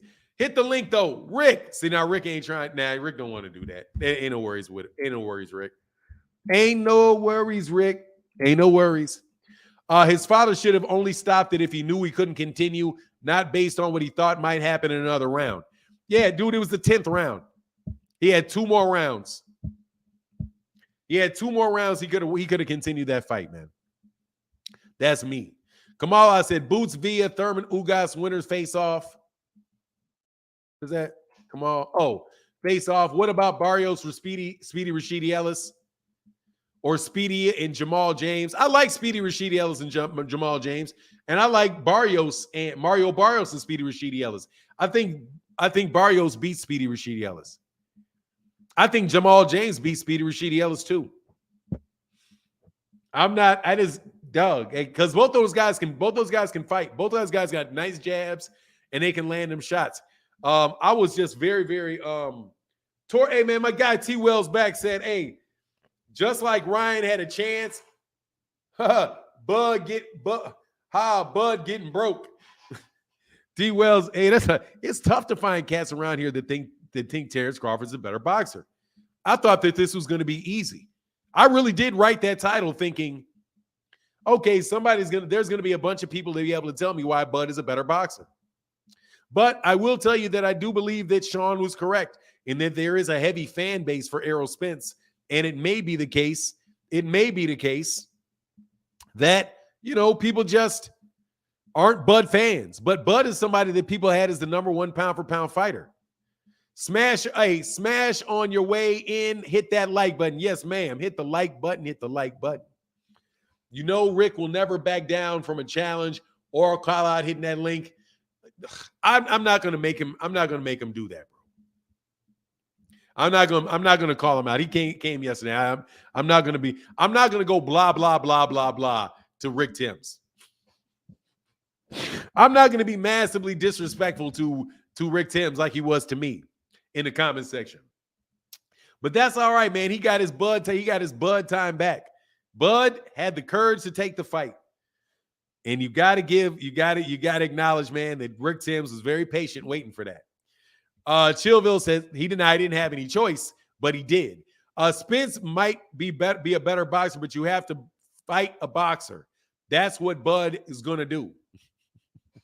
Yeah, dog, I saw that blah, blah, blah, dog. I was like, come on, Rick. I see I read the comments, man, but it is what it is. Hey, man, I think we may have a mini tournament at welterweight. Thurman Ugas winner faces the winner of Boots Villa. No, I think the Thurman Ugas. I mean, that may happen, but nah, dude, I really think I think that Keith Thurman is probably going to take this fight. And then after that, Keith Thurman is going to fight for a belt. I'm almost convinced because Keith Thurman doesn't need to fight more than once a year. Keith Thurman is not going to come back. Keith Thurman is not. I don't think Keith Thurman is going to come back that quick. I think Keith Thurman is going to get a fight. He's going to get a payday. Then you're going to have the Errol Spence fight in July. You're going to get Errol Terence are going to fight in July, and they're probably going to fight in November. July and November. Yeah, can't be September. Probably they'll probably fight again in November or maybe in December. And then after that, I think Keith Thurman is going to try to get a shot for the belt after that rematch takes place. I don't see him getting all of a sudden getting super, super active. He's probably going to get a nice real nice payday for that fight that he got coming up. But after that, I see him kind of just, going on ahead and getting it in, man. EJ, a beast straight dog. Yeah, he is. DH in the building. What's going on, man? But look, we're going to get a couple more links, man. Give me a shot. Hold on 1 second. Couple more shots of links, dog. Oh, I put control new. Woo-wee, I thought I did. Oh, I know what that button's for now. I can do a control N for a new screen. Oh, dope. Awesome. Timothy Stoudemire, I also told you, Fanon, every day for months, this was going to be no ducking involved. Man, there was a bunch of ducking involved. And we will get Bud in 2023. You ain't believe me? Look, dog, why would I believe you? You give me a reason why I should have believed you. I'm sorry, man. But hey, man, it wound up. You were right. Congratulations. Now, who's the better fighter, bro? That's not an issue. That's not the same. Mike Kirkland in the building. Thank you, brother. Said we missing Crawford's biggest fan, Jeffrey Brooks in the building. Yeah, dog. Jeffrey Brooks. Oh, and God, dog. What's my guy's name, man? That's my dude, and these dudes. If Terence Crawford wins this fight, bro, they're going to be on YouTube for a full time, bro. I said Al Heyman finally let Errol out of the witness protection program and took him off the easy. Yeah, offered him the same deal. Bud wouldn't answer the question as far as who was the reason that the fight didn't take place. Yeah, E Moneybags. Yeah, that's what it is. It's E Money Bags, yeah. E Money Bags. E Money Bags, dog. Hey, Mr. Gossett in the building. Thank you, man. Sue Fanon, great boxing talk. Man down with the $5 holler, brother. Thank you so much, man. Thank you so much for that support. Mr. Gossett in the building. Thank you, sir. Let me give you that gong, man. Rick Timms. Rick Timms in the building, man. What's up, Rick? You're on mute and you kind of blocky. Can you hear me now? I can hear you perfectly well, sir. First, man, let me clear up this blah blah blah stuff.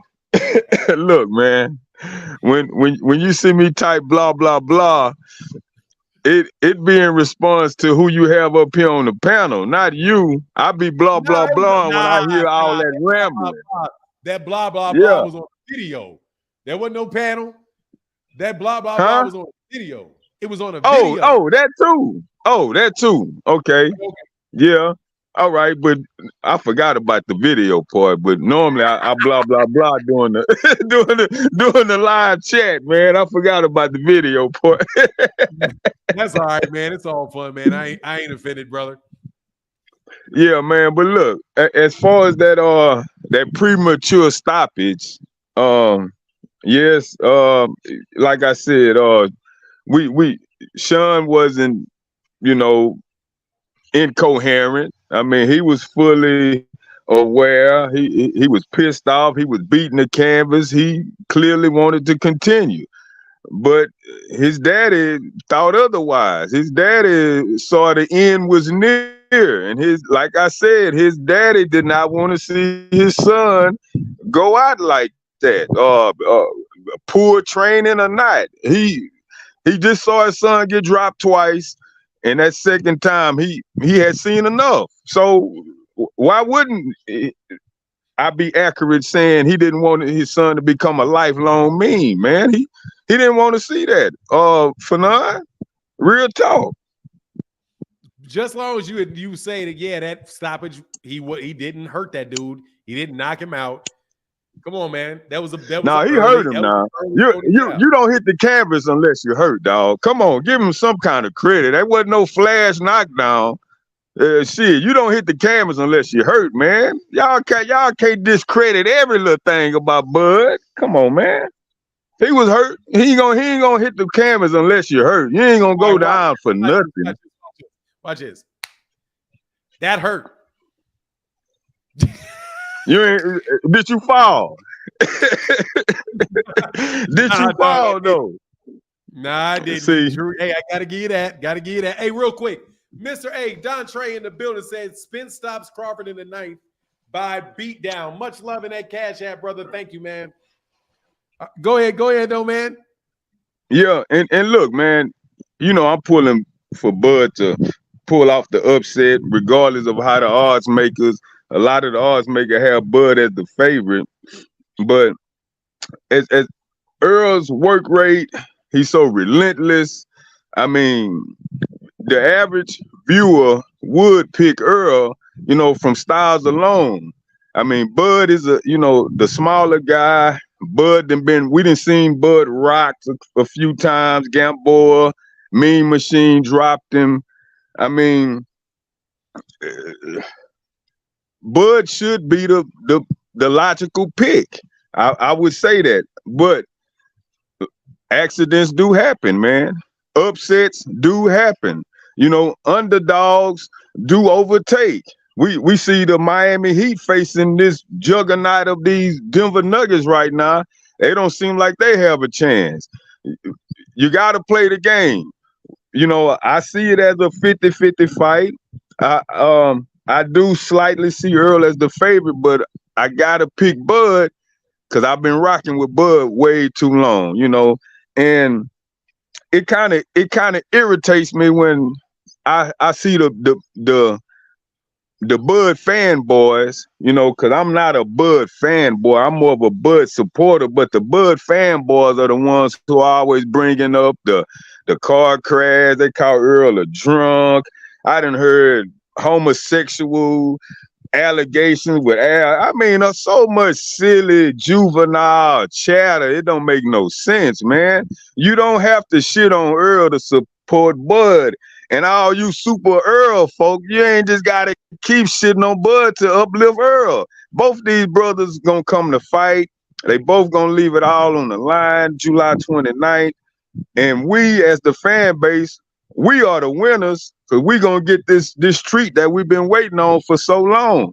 I know I've been waiting. A lot of people gave up, but you know I never gave up. So Bud gonna pull off the upset for none, and a lot of y'all folk in these chats are gonna be sick on July 30th, man, because it's gonna happen. It's gonna happen, dog. Y'all wouldn't listen to me when I kept repeating the fight will happen. Oh man, you crazy, Bud a duck. He'll never take that Earl fight. And I just stayed calm. The fight coming, y'all. Just hang tight. The fight coming. And now I'm calmly telling y'all, Bud is gonna win. Y'all gonna see. Y'all gonna see. Watch. It's gonna happen, buddy. Mm-hmm. It's right. Hey, I appreciate it though, man. I can't look, dude. I ain't no joke, bro. I do. But so you are saying who's the better boxer, though? That's the question of the day. Real quick, though, to my guy, Jeffrey Miller, and that says salute Mr. Martin, Mr. Blackwell, and the fight fam. Jeffrey Miller with that $10 holler in the PayPal. Brother, thank you for keeping the lights on. Thank you for supporting the channel. Much love, brother. Thank you. I don't know if you answered that question. Who's the better boxer? The better boxer. I say Bud is the better boxer. I say Earl is the better annihilator. Bud skill-wise, he got a little bit more tools in the boxer. Earl just so relentless and so overwhelming that you got to hold on to a lot of them tools. You won't let them go, you know. But from that relentless pursuit, that constant output that Earl brings, when you're constantly punching nonstop, you got to leave yourself open sometimes. You can't defend yourself when you're punching so much. So if Bud can't capitalize and counter, catching with no check left, check right, hook, somewhere up in there, he gonna have to earn Earl's respect. And nobody's been able to do that. So, dude, that's what make this fight so intriguing, man. Both of these brothers gonna face some smoke they've never faced before. This ain't a one-way street, y'all. Y'all make it seem like Bud is just gonna get steamrolled. Well, damn it, Earl gonna face something he never faced before either. Bud never lost a fight. I don't give a damn about Bo-Mac. You know, Derrick James can't put on them gloves in there. He can tell Earl what he want to tell him. At the end of the day, it's mano against mano, man versus man. Who wanted more? And both of them are dogs. Both of them not gonna give up. Somebody's old got to go, and Earl can win by knockout or decision. I only see Bud winning by knockout. So Bud got to knock this dude out, unless he not winning. That's all I got, man. Hey, man. Now, are you kin to James Prince, bro? Because I need to know. Man, absolutely not. You sound just like him, dog. No, man. It's heavy. You sure you ain't riding with James Prince over there in the Top Rank crew? You sure? Man, look, it's been a whole big dilemma about that James shit Prince on another YouTube channel. I had to go tooth and nail with a dude. The dude got to threaten me and just making all accusations. This gonna make me be part of Jay Prince team. Now, man, Houston is really, really big. I'm from the South Side. Jay Prince represent 5th Ward. And that North Side, Jay Prince cool people, but Jay Prince don't run Sunnyside. And no affiliation with Jay Prince at all, man. All right, I was messing with you, man. But I appreciate you, man. And look, to this clown right here, the George the Truth Hurts, who is about to get thrown up out of here. All right. You keep telling me that you are a real fan, that you just a fan, you waiting. The only person that's being honest is a Terence Crawford fan. That's the only person I've been paying attention to what you've been saying. The only person that's been honest this entire time is a Terence Crawford fan. Everybody else lying. So what I have to think is, bro, you lying. Okay? You lying. But hey, I gotta respect your opinion. Gotta respect your opinion, Tim. No blah blah blah with what you saying. Ain't nothing fraud, fake, nothing about what you said, bro. I appreciate you and thank you for coming on the channel as always, my brother. And when we get to one of these times when I come to Houston, I'm gonna make sure we stop by, man. We holler. I don't know if you drink to me more like you like to pump a little bit, but if I ever yeah, man, I missed out San Antonio with you Rachel and Nonito, man, because Rachel invited me and she told me everything was gonna be taken care of, but I just had some previous engagement and I couldn't make it, and boy, I won't miss the next one, man, because you and Nonito kept rubbing it in about how much fun I missed out on, but I won't miss the next round, baby. Yeah, it was fun. Hey, yeah, it was fun. No joke. All right, bro. I get back at you, man. Peace. All right. Peace. T Wells in the building. What's going on, T Wells? What's going on, Fanon? Salute, chat. Salute, my boy Rick Timms. How everybody doing this morning? Man, I'm doing well, man. I'm doing well. I'm so happy to be talking this boxing with y'all today. Just super blessing, man.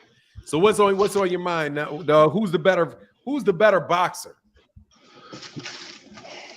Well, let's just go ahead and get this out there because you already know I'm at my accounts knocking out this damn thing, but I had to jump on after hearing so much nonsense.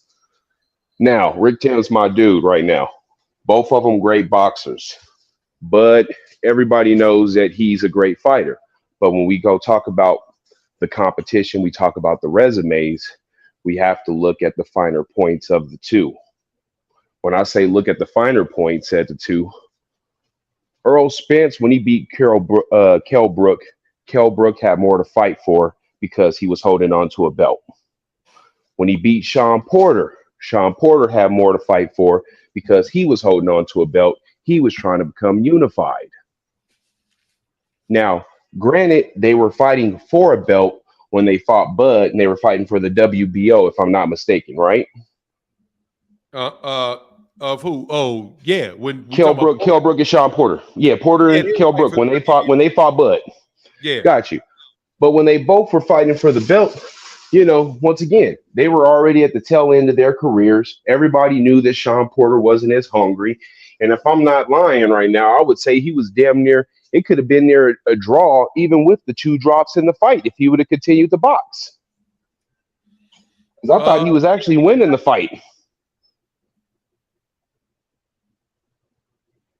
Nah, go ahead, man. Hey, I don't think he was out of the fight, even though that did make a big difference. Oh, it made a huge difference. But in my mind, I thought if he got back up, boxed, and took advantage of the 12th round, we could have been in a different situation. Now, also, let's just jump into the whole aspect of Bud versus EJ and how everybody's talking about Bud didn't duck. Now, granted, I was the big one saying Bud's a duck. I called him a duck all day, every day. When I look back at it, I was like, maybe he just wasn't confident in the fact that he couldn't sell, and the fact that he saw Javante and them put up $1 million, that gave him the extra boost. But at the same time, we can't ignore the fact that Bud said he was past this fight, he didn't need this fight, and EJ needed him. So what are we supposed to call that? Hey, man, it is what it is, man. I can understand why people call him a duck, man, because I do say, hey, man, that man was definitely looked like he's ducking to me. But he turned around and took the fight, man. But who you think? He took the fight. I think EJ's the better fighter, especially when you go in terms of the fundamentals. Somebody broke it down perfectly the other day. I think it was, shout out to Ego, but he talked about like KG versus Kevin Garnett. Both great players. Nobody's going to Tim Duncan versus KG. Yeah, nobody's going to deny that they're both great players, but at the end of the day, we know fundamentals always beats out the flashiness. It always beats out the athleticness. Hey, I'm out here in Colorado, and I see my boys make it to the state championship all the time, and it's always the white teams that kills them with the passing and the fundamentals on the basketball court. So, man, do they? So, no matter how good the athletes we got, no matter how much we can cross them over, dunk them, but when it comes to backdoor cuttings, playing fundamental basketball, actually moving the ball and getting to the right shot, taking the open shots, that's where they win. So when I have to look at it, though, I have to go back to fundamentals. Who's going to keep their defense? Who's going to be able to stay behind the jab? Who's not looking to capitalize on another person's mistake? And when we look at Bud fighting, that's basically what he's doing. He's looking for somebody to make a mistake so he can capitalize and catch him. I don't think he has the footwork that EJ has, and I don't think that he has the dog in him that EJ has. And at the end of the day, I think that he ain't even going to be able to reinforce that rematch because bones take a long time to heal. Yeah, y'all wilding out. Hey, man, it do take a while, dog. If he bops Bones take a long time to heal. And they said that fight has to be done this year. Last time I checked, Ugas is just now getting ready to fight. Yep. It definitely been a minute. So at the end of the day, I think that Bud's a great fighter. Salute to Bud. I got love for Bud. I've been watching Bud for a while. I know a lot of people from Nebraska, Omaha, because like I said, I'm right here in Denver. So I got a lot of those people out here. I know how wild they can get. But at the same time, my whole family's from Texas. I'm born and raised out here in Denver, but it's Denver bred, Texas fed. So I got to roll with EJ. Got to go. All right, brother. Got to ride with your y'all boy. have a good one, man. I'm going to be listening. I'm going to be listening on here while I'm knocking out this account, but y'all be cool. Hey, let me get on the personal side, man. How's the business going, man? You getting closer to making it the sole thing? Hey, I'm real close. Matter of fact, I'm at one of my warehouses right now. Just knocking this out real quick here. We just picked up 2 more accounts. I think I'm about maybe 2 more accounts away. And then I'm trying to get to the point where I can bring somebody on, do the business. And then basically I'm just kind of operating where I'm building the business and letting somebody else work it. But right now I have no problem doing in the dirty work for the first couple of years. That's what's up, man. Congratulations, man. Keep on that grind, brother. Appreciate you. Appreciate it, man. Salute to the chat and everybody, man. All right, man. Hey, that's an entrepreneur right there, man. That's an entrepreneur on his hustle, man. Got himself a cleaning business, got a full-time job, got a cleaning business on the side. While he's starting up the clean, while he's getting his head above water with the cleaning business, he's doing the work himself till he can hire somebody else, man, to do the work for him and just get a bunch of clients. You gotta love it, man. Gotta love it, man. Gotta love it. Here's that link though for anybody else, man. We got about another half hour or so, man. We're gonna chop it up for about another half hour. My guy, Rick Tims, that I recall freshman year in basketball, during pre-game warm-ups, we saw their team, all white boys, all 6 feet and under. We laughed and goofed off. Then they hit a half-court 3 at the buzzer and won. I'm trying to tell you, see, you can't judge them dudes. You can't. Fundamentals are very important, man. That's why they call them fundamentals. Fundamentals are very, very, very, very important. And when everything is equal, it's going to be the fundamentals. Click the link, Excel. Yeah, you're doing a lot of talking and not a lot of clicking. You know what I mean? Doing a lot of talking, not a lot of clicking. Doing a lot of talking, not a lot of clicking. Hey, Fanon, you have to make a video on AB breaking down Spence. I did. I got one coming, bro. It's going to be up in a little while. Wilder saying Usyk is scared to fight him, and Samson exposing Reynoso. Okay, I got at least one of those. Dog, it's funny, man. That's a lot. Man, actually, I could probably do any of them right now. The algorithm be playing with me, though. Hold on a second.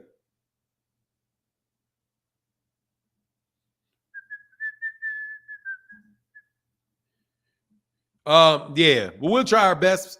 I got one more caller, man. One more caller on this Saturday, man. One more caller or one more person coming on the channel. He said, "Have you ever made a title, bro, bud? Have you ever made a title, pro, bud?" Stephen James. Hit the link and ask the question. Hit the link and ask the question. and I'll answer the question. Hit the link. Hit the link, and I'll answer your question in detail. If you'll answer mine. Have you ever made a title pro Errol? You guys pop off on the side all the time. Have you ever made a title? You're not even talking about a video. A title. Have you ever made a title pro Errol? Have you ever made a title? I mean, pro Terence. Have you ever made a title pro Errol? Have you ever made a title at all? Fanon, you know Jeepers Creepers going to collect another eye or two on July 29th. Hey, click the effing link and pop. I mean, I would love it if you would. I'll sit here for a little. I'll give you a little time to either say you can't. You can't. I'm sorry, I can't click the link. I only have time to troll. If you say, hey, I'm sorry.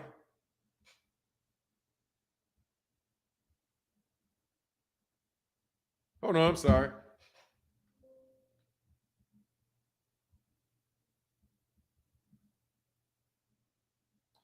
Hold on, I'm sorry.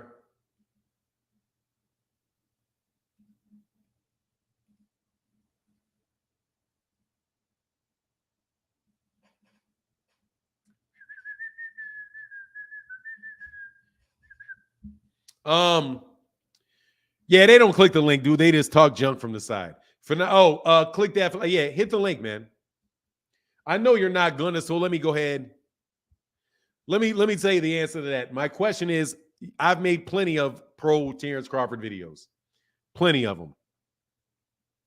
I have years of them. Plenty of them. Plenty of them. Now, who do you think is the better fighter between Terence Crawford and Errol Spence? Or would you make you feel better if I say Terence Crawford is a better boxer than Errol Spence? Just click the link and let me know what you think. Shouldn't be too much of a problem. Shouldn't be too much of a problem with that, you know? Shouldn't be too much of a problem, but there stays a problem with it. Can't get you guys to come on over here and talk about that and share your thoughts with me for nothing. But you'll troll all day. We got 10 more minutes though. Bud stopped calling out Spence after he saw what happened to Ugas. He knows sharks eat ducks. I'm telling you, man, Terence Crawford thinks that uppercut. I'm going to tell you what the weapon is for Terence Crawford, though.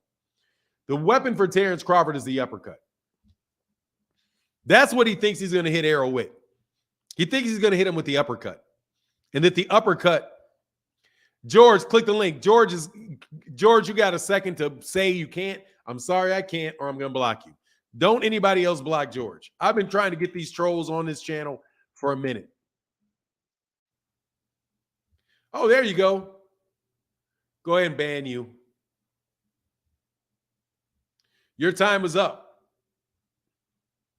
Your time is up, partner. Did you know Devin Haney is one of the most complete?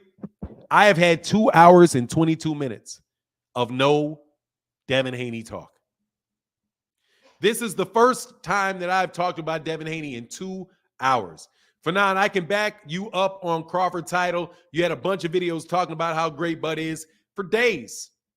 I've had Terence Crawford as my number one pound for. I had him for years as my number one pound for pound fighter. I've never said that Errol's going to walk through him either. Not one time.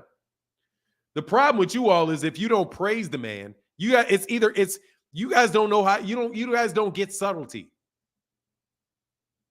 Did someone say Dev? Yeah, I said it real quick. That was Terry Schmoop been trying to bait me into Devin Haney for a while. He's been trying to bait me into the Devin Haney conversation for a while. You know, that's been his thing for a minute. He's been trying to go for there for like a half an hour or so.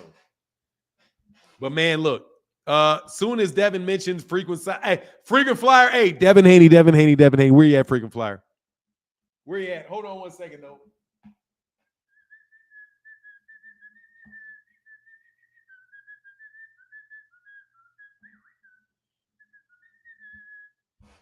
Fanon, you ain't said it, but you know Errol is going to break up Bud. Look, I'm going to watch the fight.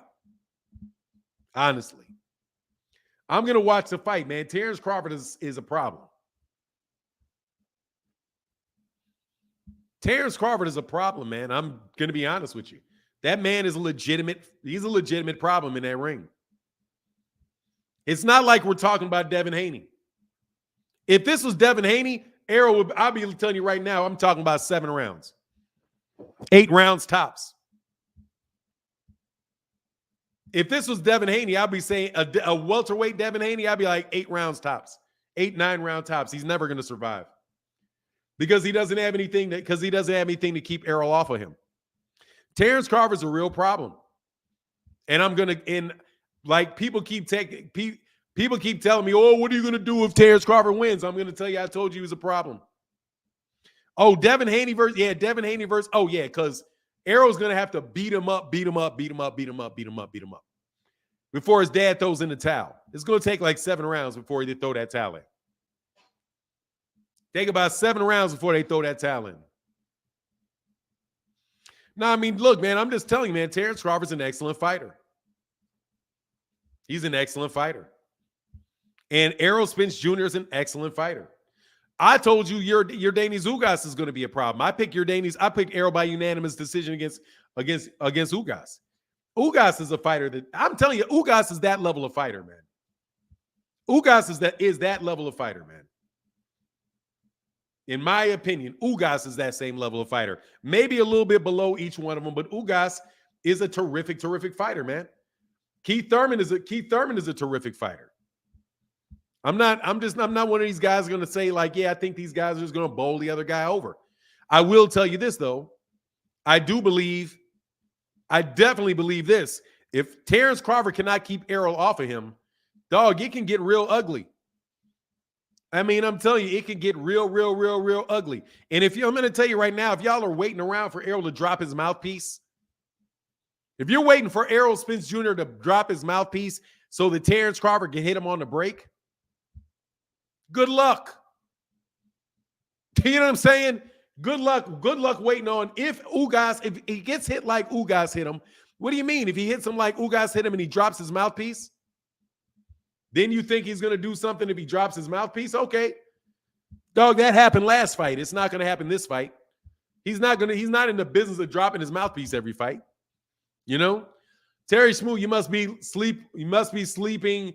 Wake up, bro. You're in fantasy land. What is this about? Oh, Terry Smoot is Terry Smoot is more than likely trolling. You know what I mean? Hold on 1 second, though.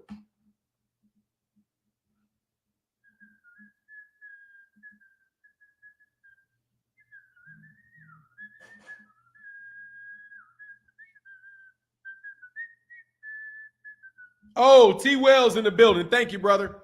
T. Wells said, hey, if he wins, he wins. We don't cry. Still Duck Squad. Still Duck Squad, bro. Yeah, dog. He's funny business, dog. I ain't gonna lie. The Terence Crawford is a little bit of funny business. But it is what it is, man. But look, man, right about now, though, if anyone thought Spencer Bud was trash, the fight wouldn't be anticipated for years. Everyone clearly knows they both got the goods. No joke. Yeah, no joke. I just don't. The thing about Terence Crawford is that a lot of his stuff is running off intangibles. That's the problem for me. Is like if I'm looking at it and I am looking at it objectively. Terence Crawford, the issue is here. It's the fundamentals. It's the fundamentals. And Terence Crawford, what if you don't figure it out? What if you what if you don't figure it out? And you got to battle with this guy for 12 rounds. You know what I mean? He's not little like Sean Porter. You know what I mean? He's not gonna now. And Errol is gonna come forward, which is something that Terence Crawford probably does likes fighters coming forward at him, but he comes behind a jab. So, we'll see. But look, man, I'm gonna bounce up out of here, man. I gotta be somewhere in a couple hours. Nobody's going to click the link. I've been trying to get y'all to click the link to argue with me, but I can't get it. All kind of people got time to do everything but this, and I know it. So don't act like I don't act like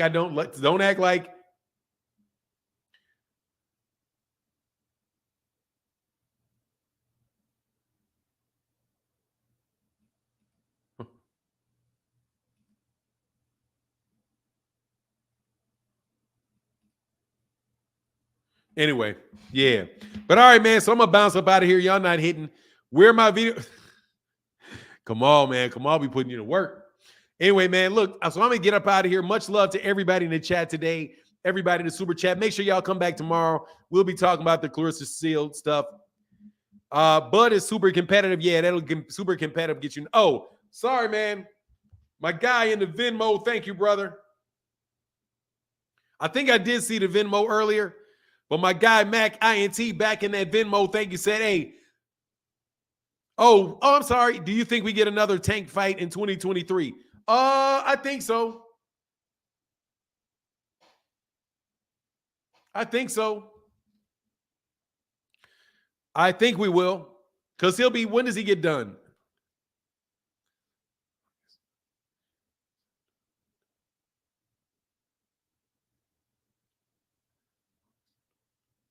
Yeah, we may, probably. He'll train for a month and then he'll have a training camp. Yeah, probably. Yeah, I think we probably will get one. But look, I'm going to bounce up out of here, man. Oh, no, I can't, because here's Hal Royalty 8. What's going on, man? How you doing, Fanon? Man, I can't complain. How are you, sir? Doing pretty good, sir. What do you think about the Shields fight tonight? Oh, I got Clarissa Shields stopping her, beating her up. Not stopping her because I haven't seen her stop. I just a dominant performance, man, whooping this girl up. I don't think anybody's on the level with Clarissa Shields. Is this girl the top rank for her tonight? Nah, she was supposed to fight. She's supposed to fight Hannah Gabrielle? Rankin. Gabrielle, what is it? No, was it Hannah Rankins? Who was he? I thought it was Hannah Rankins. Whoever she's Hannah Gabriels. Hannah Gabriels. Yeah. Hannah Gabriels, my bad. She dropped out for some mysterious thing with her puppies or something. Nah, well, she tested positive for a banned substance and she said she got it on her hands because she had been playing. It was medicine for her dogs. Got on her hands and it got into her system. That's what she says. So, that it sounds is what it is. Yeah, it sounds shady, but she's a cutie. So I was hoping to get to see the fight. Exactly. The first fight was decent. I like watching her bounce around the ring in that little skirt. That was cute. Yeah. But this girl she's fighting tonight, I was just watching a couple of her fights and she's not ready at all. She's gonna get pummeled. Nah, I don't think any of them are ready for her. I don't think Hannah Gabriels is ready. I think Clarissa Shields is going to get her too. I think Clarissa just has so many professional fights. And I mean, having that many professional fights now and what she did to Savannah Marshall, I just think she's just all around better fighter. I just think that she's an all around better fighter than these girls are at this point in time. She's just another level. I'm waiting for Khadijah. Is it somebody gonna say I pronounced it wrong? Khadijah Green. I'm looking to see what's going on with Khadijah Green and see how she pans out, because that may be somebody to contest her because she got so much power. Right. That's the only thing you're gonna be able to stop her with is that power. You're not gonna outspeed her. You're not gonna outbox her. You're gonna have to hurt her.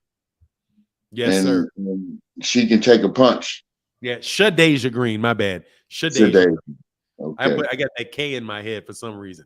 Shadasia. Thank you, Kamal. Appreciate you. And who else? And thank you, Thomas Hill, for the correction. Yeah, that's me. So do you really think that Crawford, Mr. Duck Crawford, has as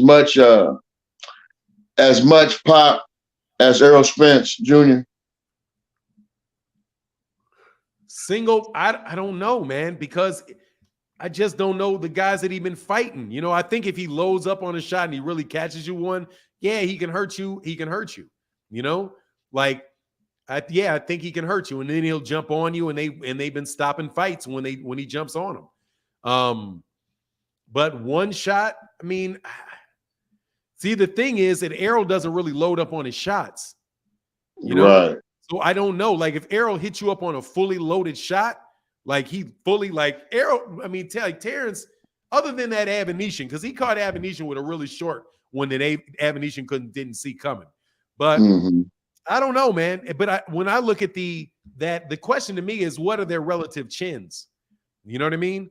So like, yeah, I mean, you have to respect his power because he's been getting them knockouts. But I mean, like, again, like they ask, like, against who? I don't really think he hurt. Like, he dropped Sean Porter, but I don't think he really like had Sean Porter like really out on his feet or anything like that. No, I watched that fight 3 times in a row, and I don't even think he really hurt Sean. I think he surprised Sean, and Sean was mad at himself, and then his daddy stepped up there and threw in the towel. I don't think that fight was anywhere near over. Nah, and he definitely could have went the distance on him, but he got knocked down twice in the same round. So, you know, it is what it is, man. It is what it is. You know, yeah. But I think Terence Crawford definitely got power. Whether you're going to one-shot power Errol and whether that power is going to be there with him pressing and hitting you and doing that. And then you have the fact that Errol Spence Jr. is like, he's game planning for Terence. And the southpaw, and Errol's a southpaw. And Terence Crawford's been fighting orthodox from a southpaw stance and hitting people with lead left hooks from a southpaw stance. And I don't know whether or not that defensive mechanism is really going to be there for Terence. That's how Errol's going to make him switch up quite a few times in the night. I think he's going to end up being frustrated because no one has put that type of power and work rate at him for the entire fight the way Errol's going to do. You know what I'm saying? He starts off slow, Bud does, and then he gains momentum in those middle rounds. And then for, I think, lesser competition, he wears them out, and now he's able to pot shot them in the later rounds. He's able to walk them down. He's able to get those easy shots and look good for the crowd. He's not going to be able to do that with Errol Spence. No, he's going to get pressed. He's going to get pressed. He's going to be the one avoiding those punches. And he has good footwork, but when you apply pressure to him, he doesn't get away that great. He's not really good like a Shakur Stevenson or something where he can dip out of the way. Even like with Tank. Tank gets low on you and he gets those angles and he turns on you. I don't see him moving like that. And Errol likes that range, so he's not going to allow you to get in too close to even make those little dips and turns. And if he tries to go in a dogfight with him, he's in trouble. I mean, I think he's got dog in him, but I just don't see him having the strength that Errol has. Yeah, I don't. Go ahead. I'm sorry. I think it's going to be a lot more difficult than people think in order for him to win. Yeah, I think it's going to be tough.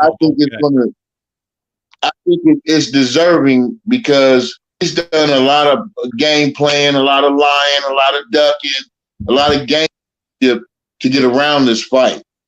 In my opinion, he's done a lot to get away from this fight when he could have. Errol was calling him out 3 or 4 years ago, like adamant about it. And it's always seemed like it's been like a game to him. He doesn't really want the fight, but if it's going to hurt my reputation or my career, I'll take the fight if I have to type situation. So he plays all these games. But Errol's been tunnel vision about what he wanted to do. So I don't see his heart really being in this. I think this is just to save his public image. He's going to lose bad. All right, bro. I appreciate you, man. Thank you, Hale. Thank you. Appreciate you, Fanon. You have a great day, and thanks for letting me jump on before you get out of here, man. Hey, man, yeah, man. Anytime, man. Anytime you want to hit that link, let me know what you think about this boxing, man. I'm more than willing to listen to you and talk to you about it. All right, brother. Respect. All right, much respect, man. Peace. All right, bro. That was nice, man. That was a nice conversation. Thank you, man. Thank you, Hall. Appreciate you, sir. But look, man, I'm going to bounce up out of here now. Y'all have a wonderful, wonderful day. Thank y'all for chopping it up with me for this 2.5 hours. We'll be back tomorrow. And with that, I'm out. Deuces.